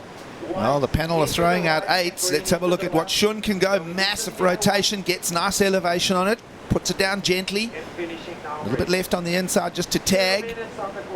And Murakami in 4th, took off looking for a 7.61. start just simmering on the thoughts of that last ride of the Japanese. Feels like kind of conditions where power surfing is getting heavily rewarded. This, on the other hand, is the flare. Some nice height to it. It's kind of moderate height, we'll say. As we look from a tighter angle, it's pretty crisp. He lands it a little bit on top of the white water. We've been super critical compared to the very kind of cutting edge of those backhand rotations that we might see. Don't think they're going to get overly carried away with the score on that. I do think it's power on the rail and going into the lip that's really going to unlock out here. 7-6 run required for Shun Murakami. Not sure if the score's going to go the whole way. There's still 1 minute 10 left in this. Let's have a look at again of the recap of this heat. It's been a series of backhand stings from both L Philippe and Vasco Ribeiro that has set the pace in this particular heat. It was L Philippe. They got off to that early start, first wave, a 6.83. Yeah, he belted that one early on. And meanwhile, Murakami looked pretty sharp himself. He's been relatively quiet, certainly scoreboard-wise, since nailing a couple of fours at the beginning of this one. And then we think about Thomas Hermes. We know all about his experience. And he used some of that polish to nail himself a 6 on this one. 6.07 came in for Thomas, and at this stage you were thinking, all right. Meanwhile, Ribeiro absolutely lit the place up with this. The crowd loved it as well. Went into the excellent range. It was kind of a smaller inside section, and he just eked every last drop of opportunity. He gets an 8.17 for that. Gets himself in a strong spot. Then, of course, it was Philippe who just upped the ante even further to get himself into first gigs. Yep, there was a whole bunch of 5s and 6s that was laying out the pattern of the heat, and then Vasco Ribeiro went and stoked it with an 8.17. And then, well, the fire was just added to with the fuel of L Philippe. And that looks how the heat is going to end. We do owe Thomas Hermes one more score, just waiting for it to settle. But a strong performance from L Philippe and a spirited input from Vasco Ribeiro is a good result. They will be moving through to the round of 48 surfers. We're just waiting to confirm that. We see judges' scorecard open for former championship tour surfer Thomas Hermes. Score will settle in short of requirements. So good heat there. In fact, the last 3 heats have come out real good. There's been some great power surfing, lift in swell on the way here in the Azores, and it's starting to reflect in the scoreboard, Paul. Yeah, it is, absolutely. And I love those kind of little dark horse stories, we'll say. L Philippe, not the most celebrated or fancied surfer in the world, certainly not one of the headline names for a Brazilian. Meanwhile, a fellow Brazilian and a former CT campaigner nailed this one down. So never giving up the fight right till the very end, whipping away on the backside and tagging that one, keeping busy with that surfboard and just asking a question about judges. Thomas Hermes heard those scores coming out of the backhand attacks. And Thomas, well, just a 5.77 on that one. So slightly softer wave right at the end, probably squeezed by the clock for wave selection. It won't change the outcome of the heat. Official results now in. L Philippe with a very healthy 15.76, by the way, an 8.93 and a 6.83. Vasco Ribeiro also with an 8 to be in that top 2 spot. And it's out of the draw in the Azores Airlines Pro for Thomas Hermes and Japanese star Shun Murakami. We'll take a quick break and we'll come back for the final heat of the round. Miguel Pupo will be in the lineup. After this, we will go to the next round. Round of 40.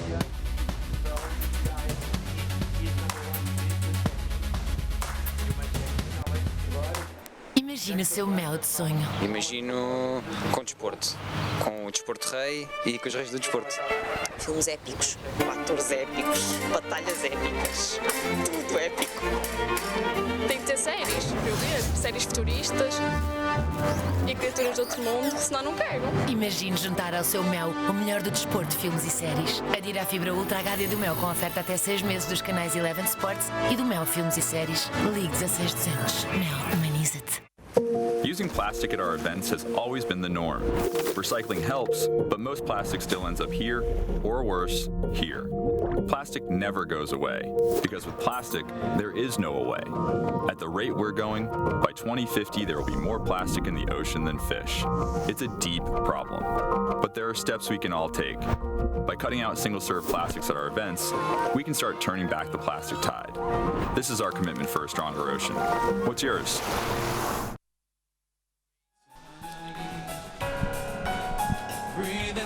Welcome back to Heat 24, the final heat of the round. 4 surfers with 2 advancing each time.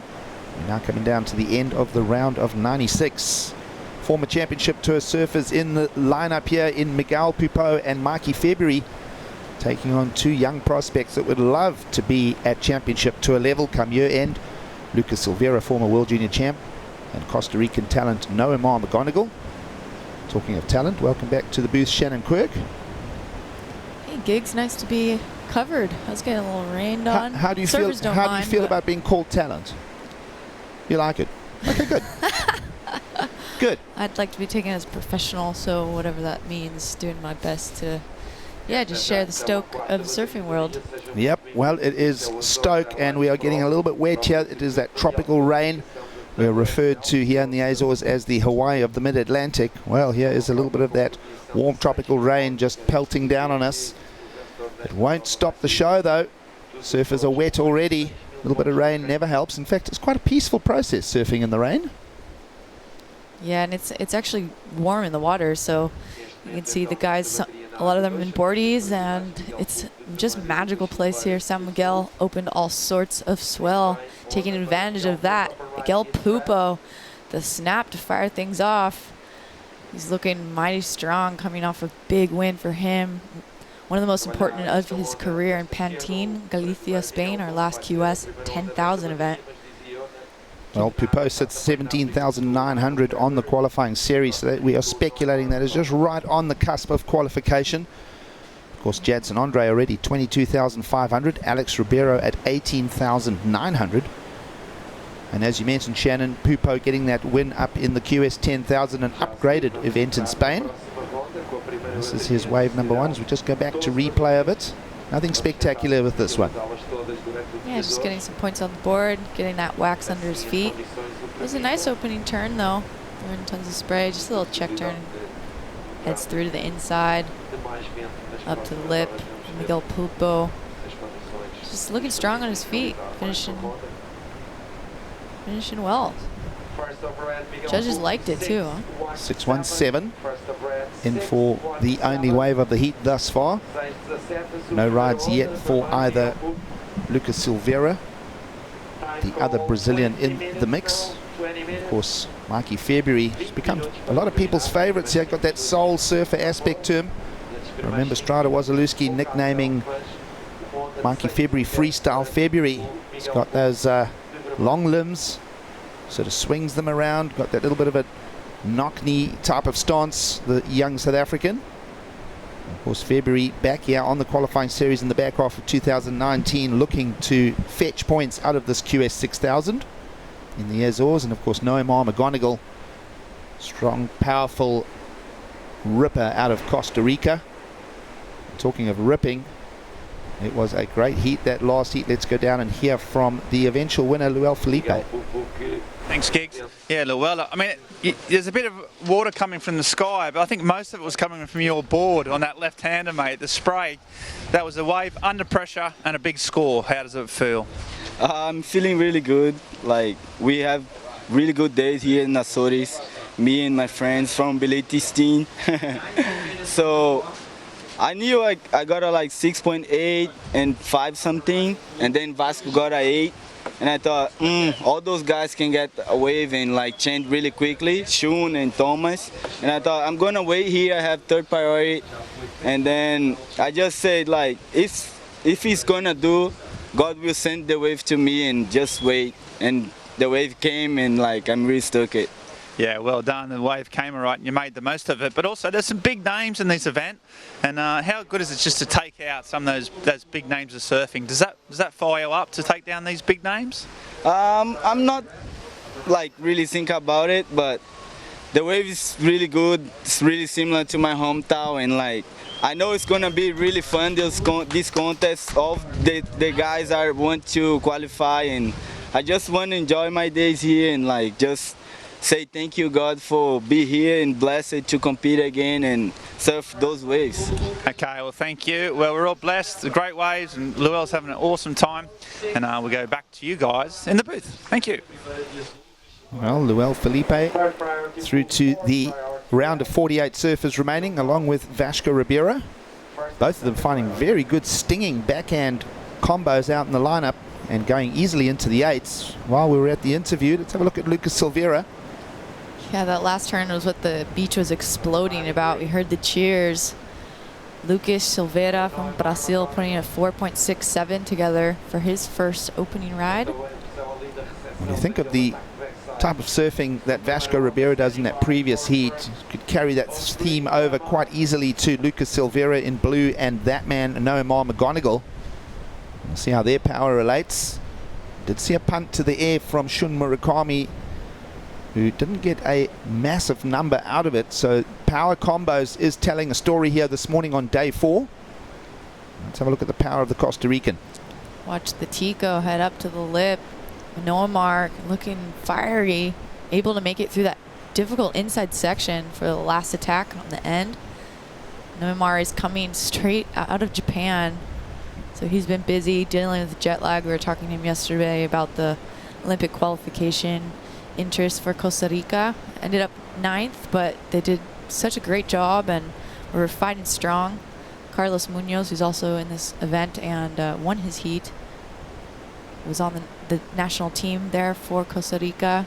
Just seems like a really incredible experience. You see how many people are on the beach there in Japan watching? Like that's good for the sport, you know, to see that many people, especially in a place that is a bit newer on the surfing scene. Yeah, absolutely. Japan going to be a big story in surfing over the coming years. Let's have a look at South African Marquis Febri. Slow start there.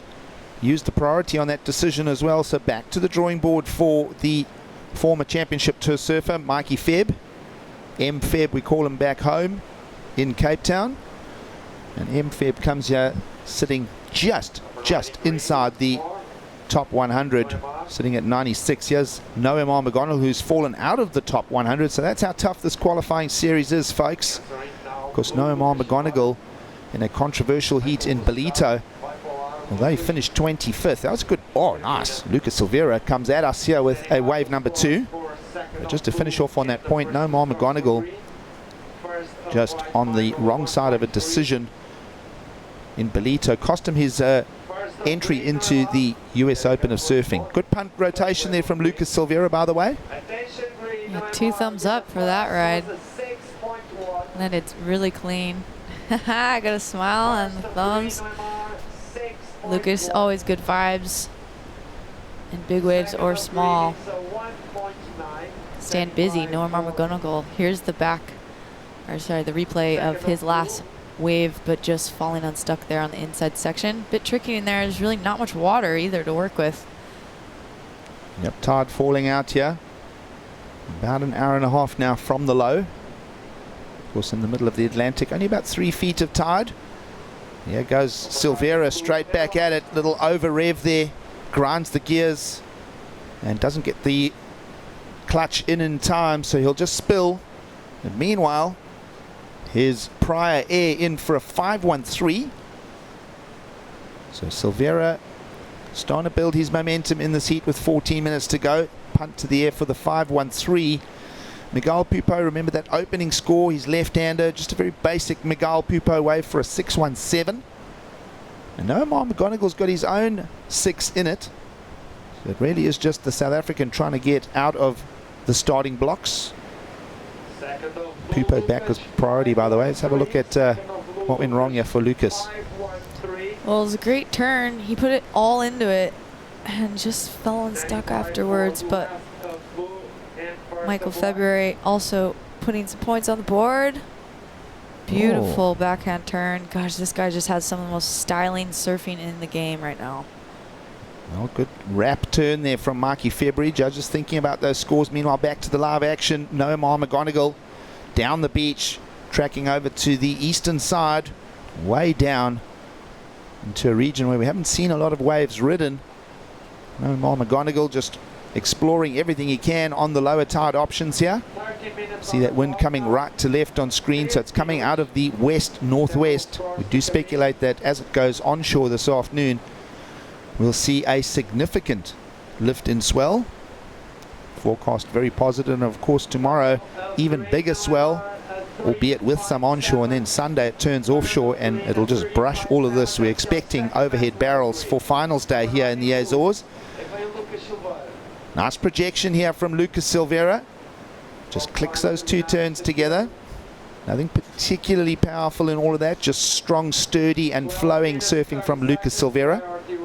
Trying to up his numbers. He does appear at the halfway mark as the heat leader, but they are not massive scores. 5.13 and a 4.67 for the heat lead. Judges thinking about that last track down the line here for Lucas.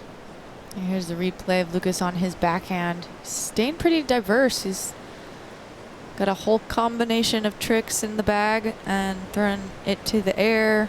Big, powerful snaps. Lucas Silveira from Brazil is moving into first place as we wait for this last ride. Looks like it came in at a 4.17, so not going to go into his top two.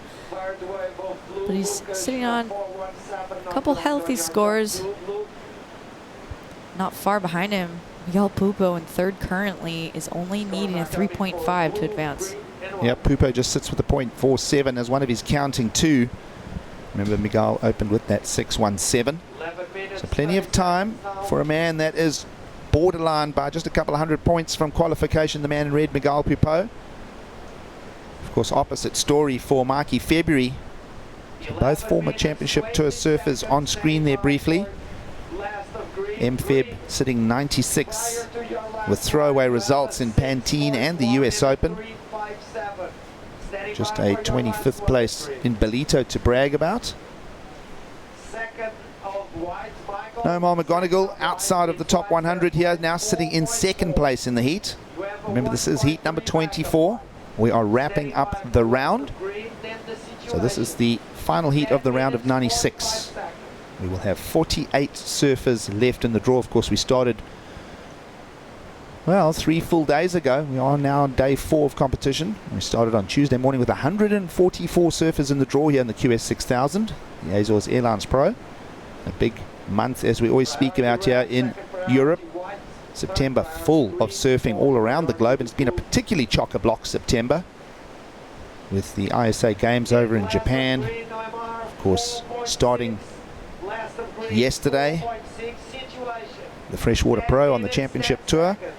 And of course here the QS 6000 unfolds. We've had a QS 10,000 up in Pantene in the northwest of Spain. And then a couple of days out, early next week, we'll get stuck into the EDP Billabong Pro Ericeira, the 4th QS 10,000 of the 2019 year. So a lot of content for the WSL audience. Surf fans will be almost saturated with September. As we go to heat leader here, Mcgonagall. It's the World Surf League's qualifying series, and we're wrapping up the round of 96, and that's another good hit from Noamar. He's trying to ditch a 4.6 in his scoreline. Not overly convinced that he will with that. We need a little bit more. He is sitting on a 6.1. So right now it's a battle of sixes. Previous heat and the heat before, we got a bunch of 8s out of the lineup. Let's watch the replay now. Noamar Mcgonagall going for it from Costa Rica. Oh, I like that angle. Like that angle. What are we thinking? Better than a 4.6, Shannon? I'm going to guess, without being a judge, that it's... not sure. Well, it's hold one on to that turn. answer. Here goes Pupo. Nice snap there from Pupo. Pretty fractured up left-hander, but good combo again. Stings it nicely at the end. Miguel Pupo has not played his air card in this heat. He's done it all with basic rail surfing. Opened with the 6.17. And as you mentioned, wasn't a lot to reel in Lucas Silveira one slot ahead of him. Got a feeling that he could even go from third to first here. If you look at the heat score for the heat leader at a 10.7, Pupo literally sitting third on one ride. This is his second one. That'll count. Good projection, Shannon. Yeah, his forehand looks so sharp, and man, Miguel is just on one right now. He's coming off a huge win for his career. He said he had kind of forgotten that feeling of winning an event, and it meant so much to him. We could barely get an interview at the final because he was so emotional, and we watched his brother come out into the freezing cold water in full clothes, and the whole story just unfolded there. to be really important for him and his family.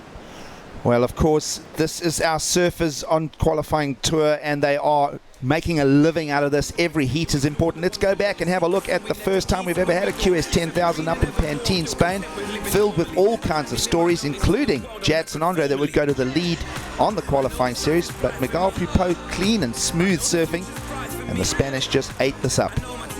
Yeah, it was such a packed event. It was a whole festival environment. Tons of people on the beach. We saw Sam Pupo, one of them.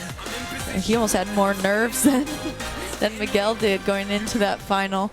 Well, great moments there, and of course a very emotional win for Miguel Pupo, which sent him up into the top 3 picture on the qualifying series. As we mentioned, sitting now 17,900 points.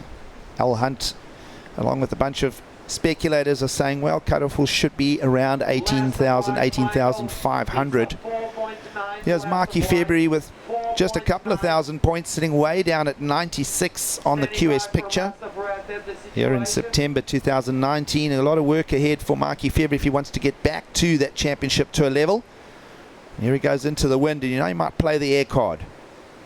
Yeah, this guy just has it all dialed. I mean, what he can do on a single fin is incredible, and then you put him on a few more fins and the guy is in the air. I mean, it's really amazing repertoire of surfing. And you know, when you talk about like what the judges are looking for, I think as a surf fan myself, I want to see guys like Michael February that can just put the style back into surfing. He puts color in the rainbow, right? At the top level of the sport. Does Marquis February. Of course, he was heavily invested in by Quicksilver South Africa for a number of years, was Marquis Feb. But now picking up a international deal with Vans, along with surfers like Dane Reynolds. So it's clear that Vans want to send a broad message to the surfing audience. And as we mentioned, current heat in the water is round number 24. Next heat is round 3, heat 1. We go back into business as we have trimmed the field down to 48. Tristan Gilbow on screen, taking on Aussie young ripper from Newcastle, Australia, Jackson Baker, who's making his way heavily strapped, albeit making his way through the draw here. Taking on that zippy surfing of the American Nolan Raposa. Watch that name, Raposa. We've got a feeling that he is due for some breakthrough results on the qualifying series. And of course, Alex Ribeiro, former championship tour surfer, a couple of seasons back, sitting second on this QS. 18,900 points already for Alex Ribeiro, and through to the round of 48. Remember, it is a QS 6,000, so 6,000 very useful points to the winner. And it is such a drama-filled story every day here. 4-man heat, so many complex things unfold. This is M-Feb down in 4th. Freestyle February chasing just a 5.81, so the spread of points not that wide in the seat just yet. Pupo has to give way to Lucas Silveira here. Wind just breaking that particular swell up a little bit, so we're seeing a change in condition here. Wind just on attack around a little bit more into the onshore. We actually want it to go onshore. It's going to bring a massive lift and swell. And here goes Mcgonagall. Power combination on the backhand, nice and steep. And then a little bit cluttered as he comes out of it. You can pet that dog all he wants. Judges are not going to buy into that. It was a good vertical attack. He's still sitting on a 4.6 as one of his counters. Meanwhile, Pupo is the new heat leader. As you would expect, clean efficiency from Miguel Pupo with a pair of 6s. Nice little dart out of the lip there. Coming around the corner, the wind's starting to break things up. It's going to make it a little bit more peaky, a little bit more punchy. And he'll disappear behind the black lava rocks there to just finish off wave number 5. So Pupo keeping the work rate moving here. And just like that, we're down to a little over 3 minutes to go. So this is going to be a tight run to the finish line. Mcgonagall is owed a score. And Lucas Silveira and Marquis Febri are down in the cutoffs. I'll stick with Lucas Silveira here. Snap there, drops his shoulder into that one. Spikes it nicely. I feel that he's got to lift the volume and intensity a little bit more than that. Looking for a 5.58 was Lucas Silveira. Or split peak opportunity with Marquis Febri going the other way. 2 minutes 45 seconds. I'll pull back the tape in a sec and have a look at what Feb found on the other side. Let's have a look at the replay of Lucas here. Yeah, Lucas checking out this left on his backhand. Does get a couple nice turns, goes pretty vert, but not one of the bigger waves. Lucas already has a 5.13 and a 4.67, but he's needing a big score. He's needing about a 5.6. Ooh. As smooth as butter. Marquis Febri went the other way on Lucas Silveira's peak there. So third and fourth place surfers Silveira and Febri owed scores here with 2 minutes to go. Watch a heat recap of it. It was a smooth start for Miguel Pupo.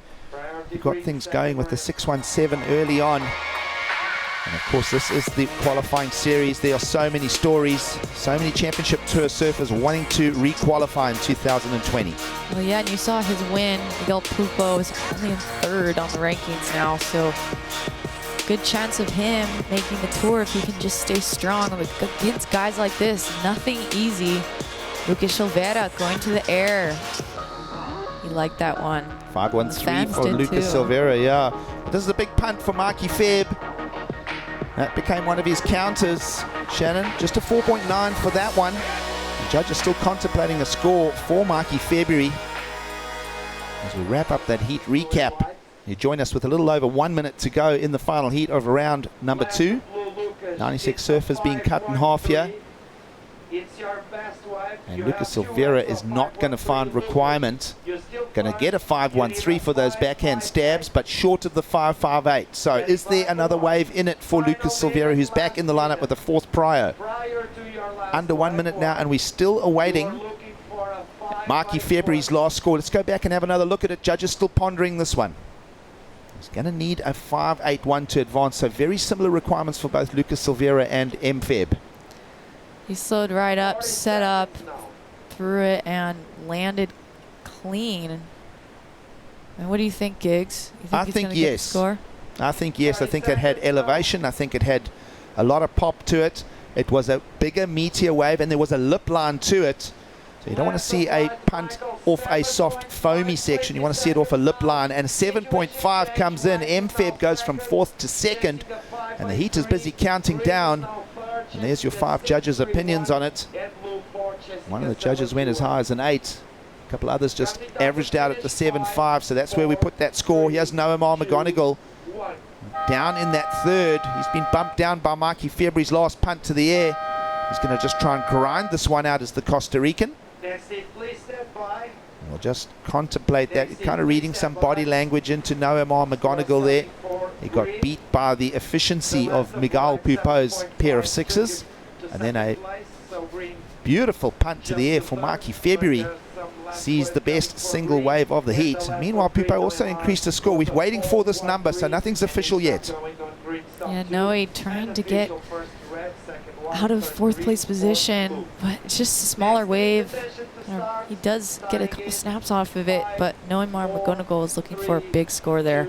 It's going to come in short of requirement, just waiting for the judges to settle it. There it is. Results are official now as we wrap up the round of 96 here in the Azores.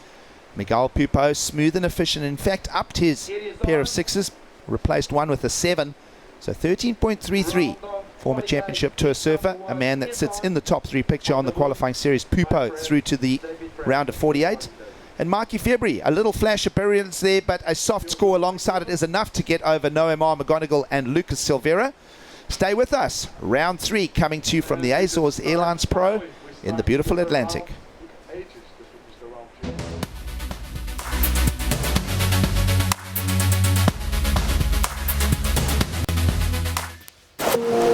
We host events all over the world, and we've seen firsthand the impact our footsteps have, from trudging over dunes to sunscreen bleaching reefs. Wherever we travel, humans can't help leaving their mark, but there are steps we can all take to make sure no one is picking up after us. By committing to leave every beach better than we found it, we will safeguard our coasts and partner with local communities to protect every wave we face. This is our commitment for a stronger ocean. What's yours? 3-9-3. First on blue, 3-9-3. De branco está no Raposa, Estados Unidos.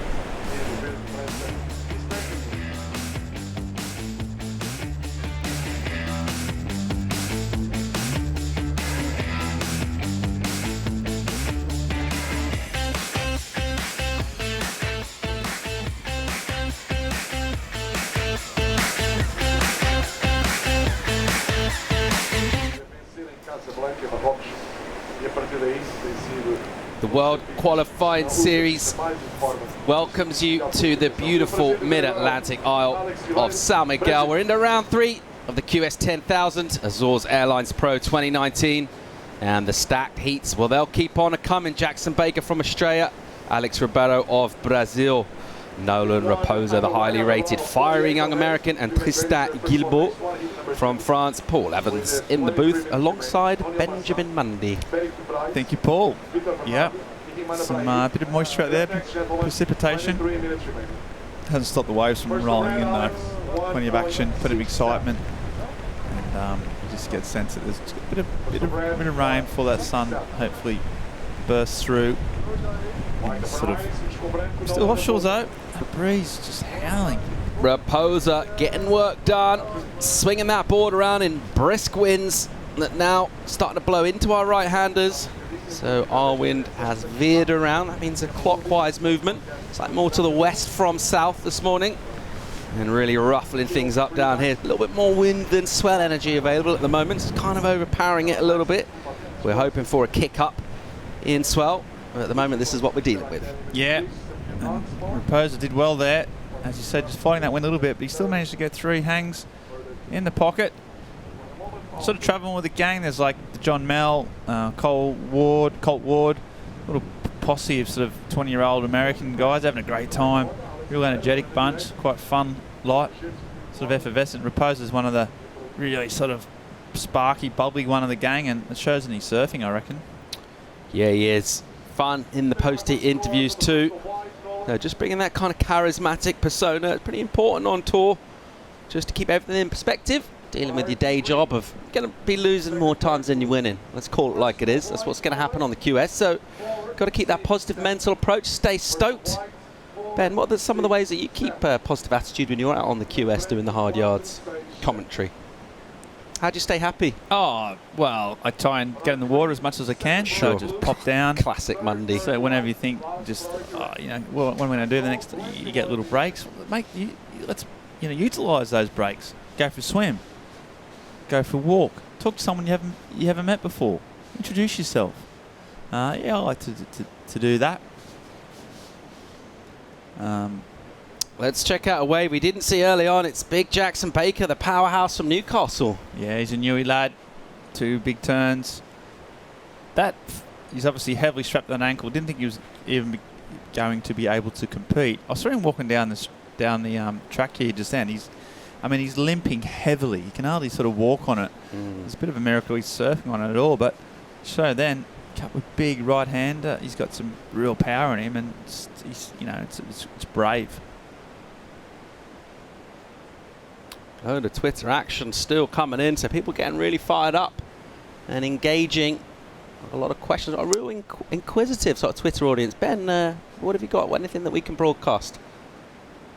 You're just going to look through that news feed and pick a couple of questions out? Yeah, I've just come in. I've just been watching the surfing. But just to stick with the idea of a visit to the Azores, so much to see and check out, as we see a quick in and out from Nolan Raposa. A load of stuff to do on this island. Of course, there are 8 other islands in the chain, this being the big one, and a load of physical beauty to enjoy as we enjoy the surfing beauty of Alex Ribeiro on the backhand. That little kind of bum out style with a slightly arched lower back. Those arms are held quite straight. It's quite a business-like approach to wave riding from Alex Ribeiro, flying extremely high on the QS. Yeah, he's supremely functional, isn't he? Generates a lot of speed, very few mistakes, and yeah, he's up second on the QS. He's pretty much qualified. A few more heats here, and it's an absolute lock. So he's one of the top seeds. As we see him here, up in the top, gets the fins out a little bit, drives down the lane, hits the lip again, and finishes. So quick fire rapid surfing for 5.83. Bit of work to do to his surfing if he's going to survive on the championship tour, Ben. What does he need to do to stay relevant on that tour? Because it's a big step up from the QS. Yeah, it is. And he found that difficult the last time he went round. Did kind of seem a little bit like a QS surfer, didn't he? You know what? I wouldn't even so much working on your weaknesses so much. It's just more playing to his strengths. Like, his air game's pretty big. It's got real... he's really technical and he sort of lands a lot. So I would try and making that as a bit of a point of difference, especially in those smaller waves. Some of those guys, obviously, they all rip. But some of them just don't have that in their armoury. So that's some way, you know, if you're up against the Ace Buckens or the Michelle Perez's or some of these like established stars, if you can add a bit of point of difference, I reckon that might be some way you can sort of get himself sort of up there. He's also got to work on his sort of tube riding and waves of consequences. I think he struggled a little bit at pipe and those places. So that'll come with experience. There's a couple of things you can do. Having a little look there. Won't get a shot so far in this one. He does have a good number on the board already of a 5.83 for Alex. So already getting off to a decent campaign so far in this first heat of round 3. So we are getting through the rounds now.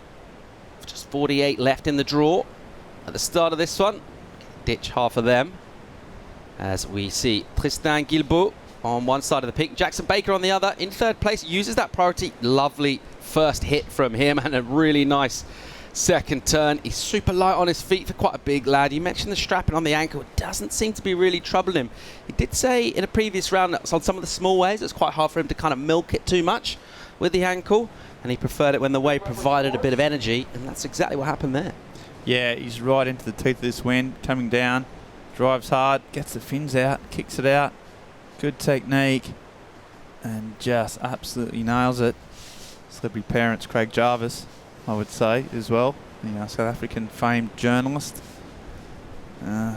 What celebrity parents, Ben? Is that a game you played when you were out on the road to keep the spirits up? How does it work? How does celebrity parents work? Well, celebrity parents is where you just choose a person at random and you decide that try and find their parents, well-known parents, based on looks alone, and not much more to that. So. You try and find, it's just a fun game. You can play anywhere, there's no rules, there's no, you play it on your own. Play it on your own, keep yourself entertained, you can play it with your friends. And that is in no strangers. That is in no way depressing. Just Monday sitting in his hotel room playing celebrity parents on his own. Yeah. I can while away days, if not weeks. Just go out, get some bit of sustenance. On your little island on the Swedish lake, playing celebrity parents, eating pickled herrings and crisp breads, going for a swim in the icy brines. Let's have a look at Guilbeault working over left. Yeah, Tristan Guilbeault, that's really strong. Trademark smooth style. Just racking up. His backhand's pretty strong. That was his first sort of scoring wave, a 4-point ride. Just maybe needs to talk about, making a difference on the CT. Well, these guys got to make a difference on the QS, and I think Guilbeault's got to add a bit more flair. He's got such a good technique. He's got to add a bit of excitement. Raposa getting a little bit caught on the rail there. I like the way he tried to just jam that turn in a pretty tight pocket.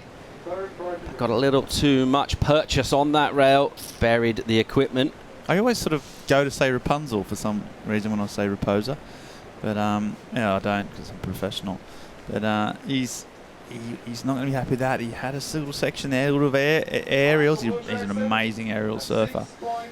He's a Raposa. He just couldn't quite get around that section. Disappointed. Tweets coming in here. What's happening on Twitter, I've got one Ben? from Paul Noble. In Haggerston. Oh, yeah. I mean, the question from Paul Noble is this celebrity parents game. He's asking. Okay, he's picked up and ran with the vibe. Yeah. Well, he's asking who Paul Evans' celebrity parents might be. I can't do my own, can I? So that's more down to you, Ben. Yeah. What have you got for us? Well, there's been a few Mikey Myers. Okay, calls I'll out take there. that. Yeah. Really funny guy. Good range as well. Yeah, it's more based on looks rather than their personality, of course. Okay. And and in terms of the celebrity mother, is a more difficult, the more difficult approach. But I would say Andy McDowell. Okay, I'll take that. Yeah, I'll take that. Yeah, quite tall. Yep. Quite teethy. And yeah, that's you can see how the game catches on, can't you? No, that was from Paul Noble. He also asked, I mean, going completely random, he's just a scattergun approach, this kid. He says that if you could have any surfer that's not on the QS or currently surfing on the CT and put them on, who would you choose? I think he's sort of getting at the free surfing. Is there someone here that hasn't been doing the CT and the QS round, someone out there that just surfing on their own or deserves you'd like to see more of? More sort of wild card sort of approach. So we're looking at someone that's not doing the QS. Yeah. All right, we'll revisit that as we check out live action from Raposa as he'll ping down a little double up section. And he took that on big time. I love the approach from Nolan in this heat. He's asking big questions. Hasn't found the answers as yet, but I like it. Yeah, he's going for it. Oh, he's broken his board, so that's not going to help at all. So let's turn into a square nose straight away. He's creased it, and he's hopefully got his mates. We talked about his mates. Well, that board's could go on the rocks there, so be careful with that. But Johnny Mel will be, or sort of Colt Ward. So there's usually a strategy. Our surfer will have a backup, should be ready to go and waxed up. At close proximity, should be to hand. He made a quick signal there. I'm not sure if anyone reacted to that. He's getting a jog up the beach, and he's waiting for a replacement to come down. Now, you quite often see, which always baffles me, the fact that the backup doesn't have a leash on, and they're sometimes fiddling around trying to get the leash off. And you'll see here, this one doesn't have a backup. It's an awkward handover from the relay there, and they're going to have to take the leash off the other one.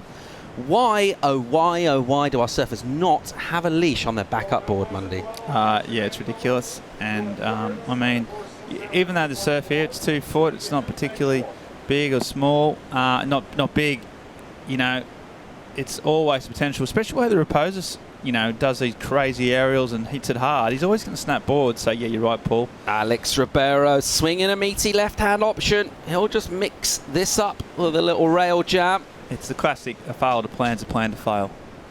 And right there, and with only 25-minute heats, he's just lost 3 or 4, and he's given himself, you know, he's made his life harder, Paul. This guy though, Ribeiro, just looking for a section, couldn't quite get around. That's not going to count. He's got a 5.83. He's looking to back up a 2.3.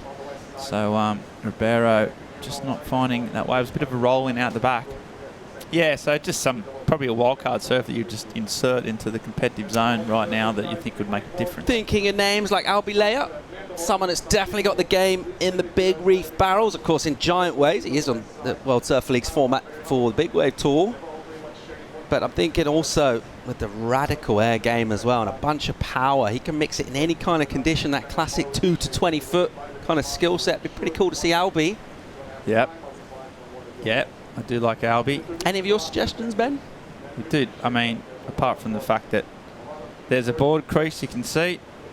Broken nose, he's gone. That'll get fixed, hopefully. It's the Roberts surfboards that Nolan's riding there. And, of course, pretty light glass jobs. And he took on that quite brutal end section. I reckon that, yeah, it's just pronged into the sand, hasn't it? And pivoted and cracked it off. Here goes Tristan Guilbeault with a nice little slice on the replay. Yeah, it's probably live action. There's a big, absolutely smoking that section. As I said, smooth surfer, linking his turns, a bit of power, but just not quite that kind of sharpness. He's going to get up those high scores. Yeah, Albilea is a good shout. I'm probably thinking of some of those guys on the Red Bull Airborne kind of series. I think those guys have been making a difference. It could sort of make the change. I mean, your classic sort of best surfers that aren't competing are your Craig Andersons, but I don't think he'd fare too well in the competitive kind of realm. But put him in some perfect waves, he could really do some damage just because he's such a good surfer. Here goes Raposa on his backup replacement equipment. He's got another Robert surfboards under his feet, and it looks like he's pretty dialed into it, as he'll just tag that one a few times. So coming last in this one, 4th place at the moment. Our leader is Baker, the Australian. Also has priority. It's been a bit quiet.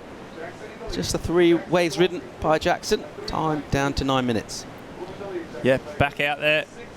Streaking down the line. 2 floaters, 2 sections. So that equipment doesn't look to be causing too many issues for Raposa. He's had his opportunities in this heat. He's just got to maybe calm down a little bit. This is a pretty good start. cracking it down the line, sticking to these lefts.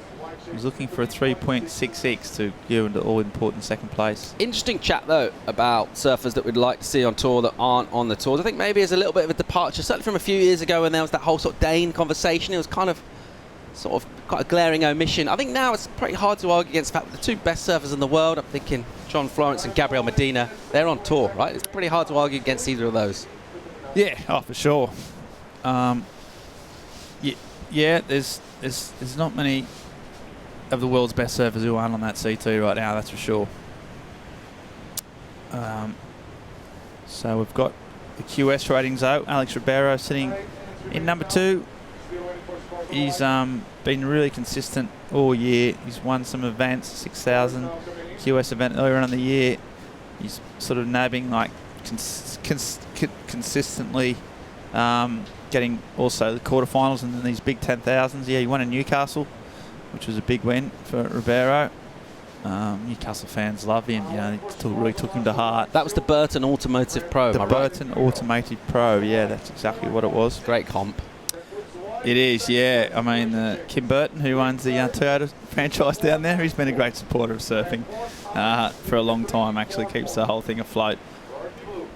Old Jackson Baker from Newcastle. Nice segue, and he's up and riding. Paulie. Just Schraupin on a little bit of a wobbly right-hander here for Jackson. He's been quiet in the lineup for quite a while. A heat leader looking to back up his 6.23, trying to attack a 3.93. Not really sure that way. They've had kind of a little bit of funk going through it. Yeah, a bit sort of wedgy, wasn't it? He couldn't really unleash. Did well to sort of keep his fins in, and it never really opened up for him. See the wind just blowing the boards back from this more westerly direction now. Yeah, nice turn on the end for our number 2 ranked surfer on the qualifying series. Alex Ribeiro looking very good indeed for a championship tour. Requalification for him after he dropped off. And here he goes with a little slice on the left.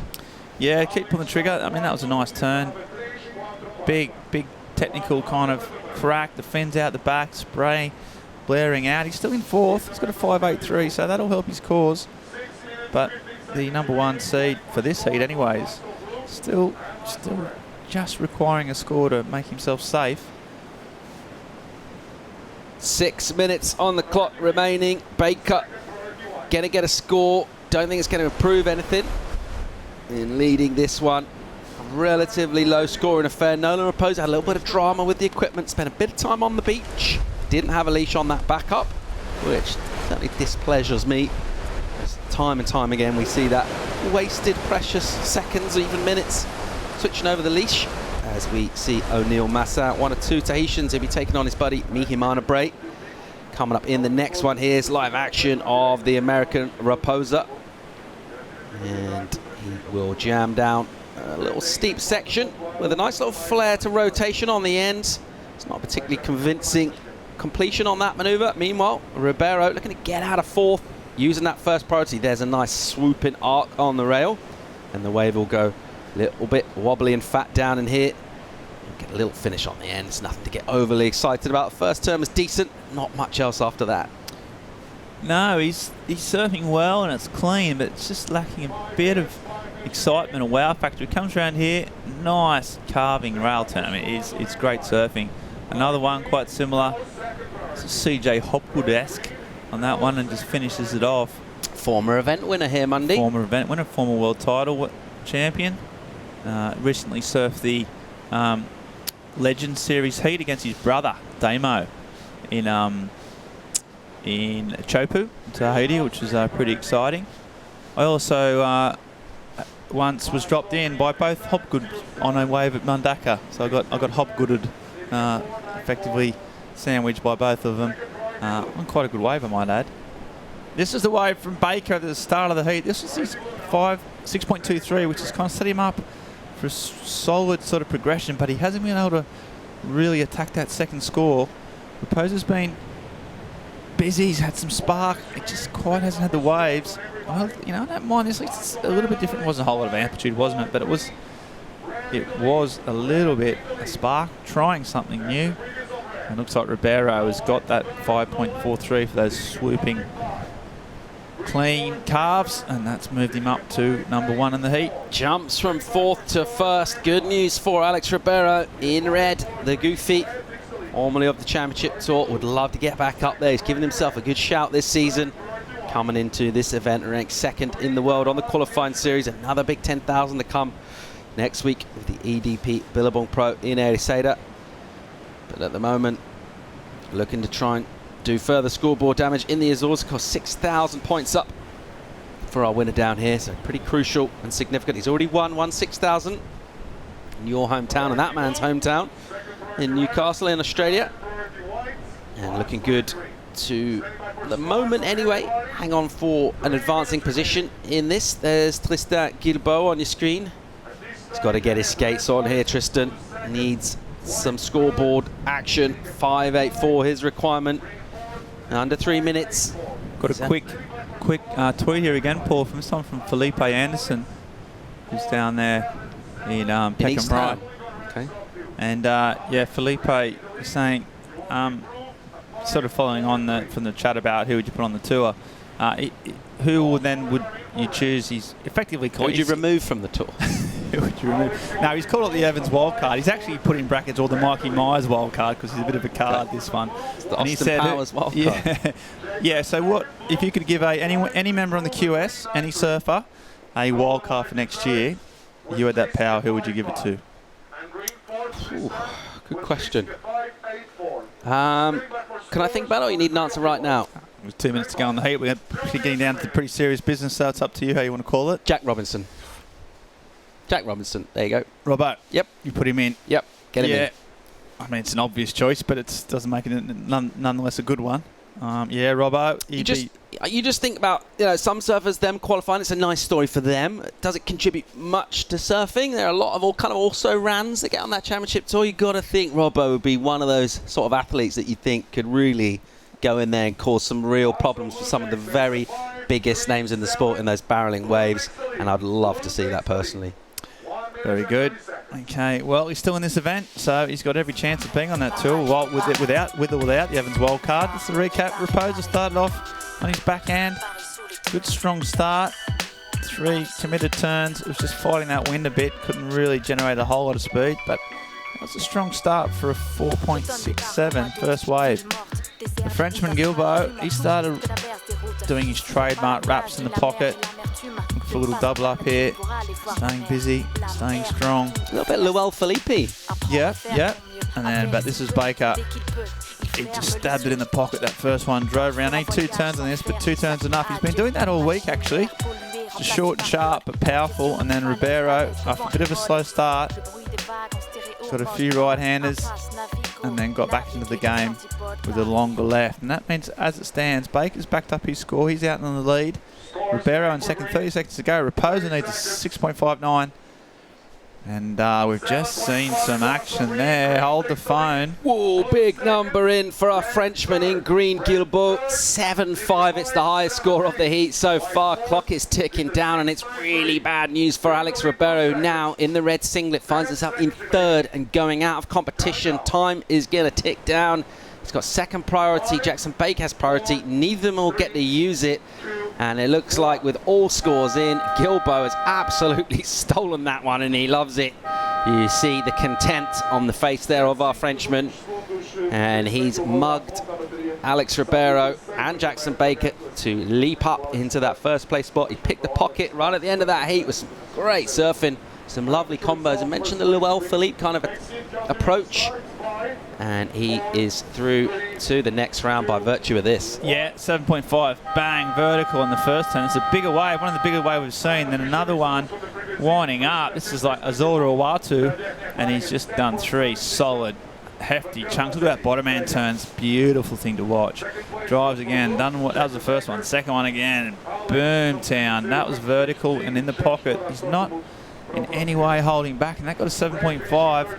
And that means the World QS Series ratings, number 2, in a massive boil-over, Alex Ribeiro is out of the event. There's the official results. 11.83 for Guilbeault, 11.6 for Baker. Those are your 1-2. They're going to go through to the next round. We're going to lose Ribeiro and Raposa We're going to be back with more live action. Heat 2, round 3, coming at you live from the Mid-Atlantic right after this. Ollie came from Miami, FLA. Hitchhiked her way across the USA. Block your eyebrows on the way. Shave your legs and the heat was a she said, hey babe, take a look on the wild side.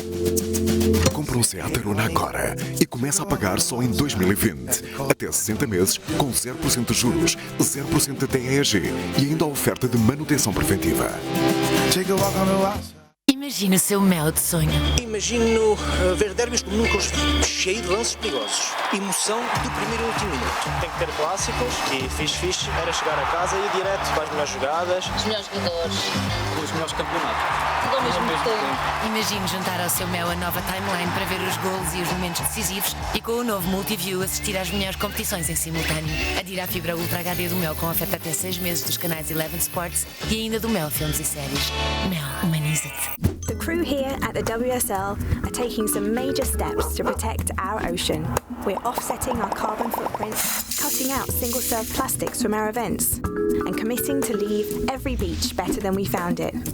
Because no action is too small, and if all of us pledge to do something every day, we can make big changes for the ocean and our planet. This is our pledge to stop trashing waves. What's yours?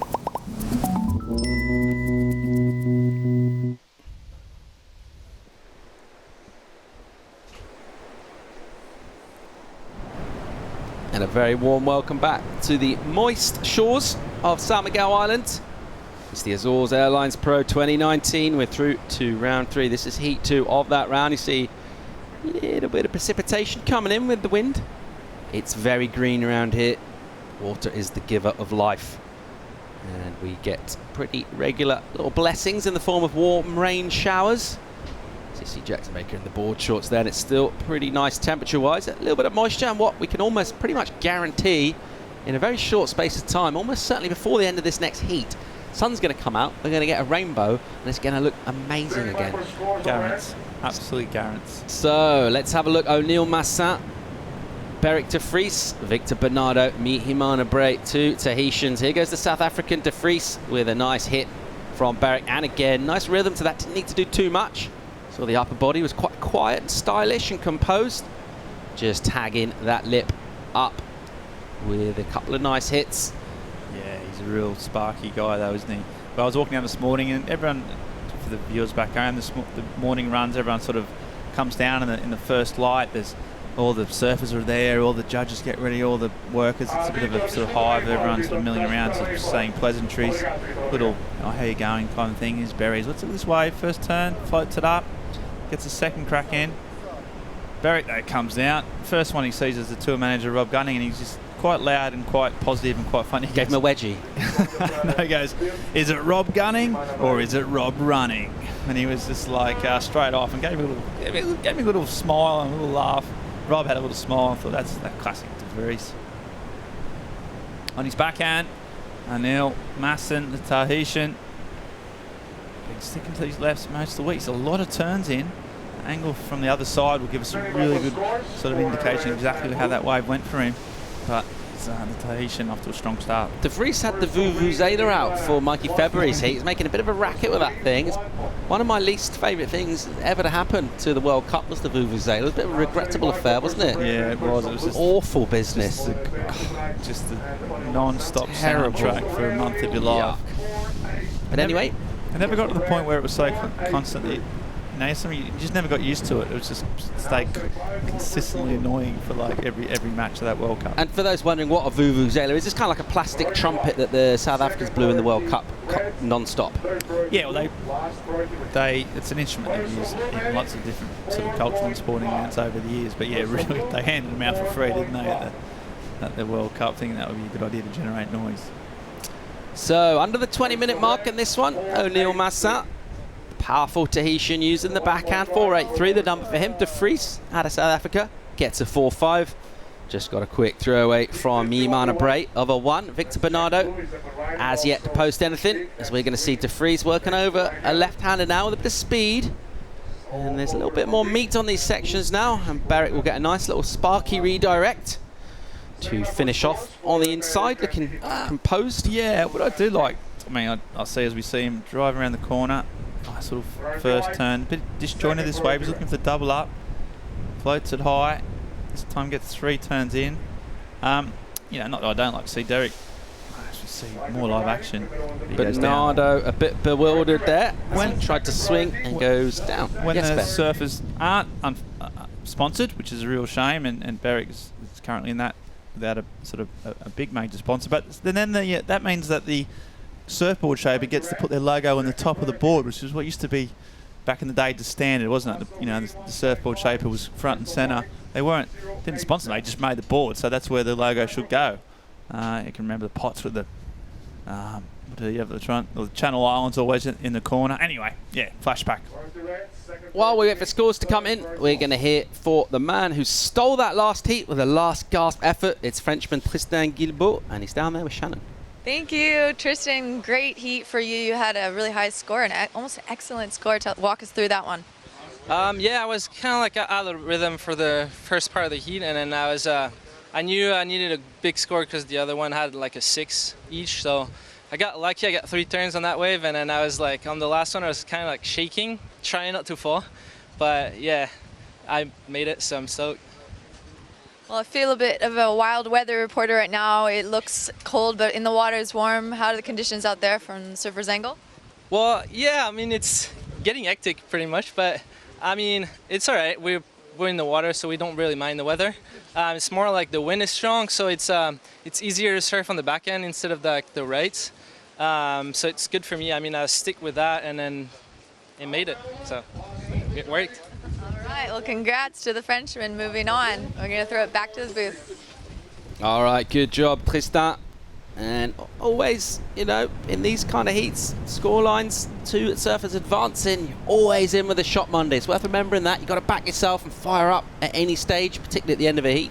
Yeah, exactly, and that's what he did. I mean, he's not, as you can tell by his personality, he's not one of those sort of crazy, fiery guys, is he? He's a level-headed, happy-go-lucky guy, but when he knows how to put it on the line, and he just did that. Yeah, so great surfing. Through to the next round, he'll be stoked as a few dollops of like tent rain coming down, but he rode it out. He rode out the storm, and he's through. All right, we see Berwick with a little redirect, dealing with some squalls coming in out of the North Atlantic.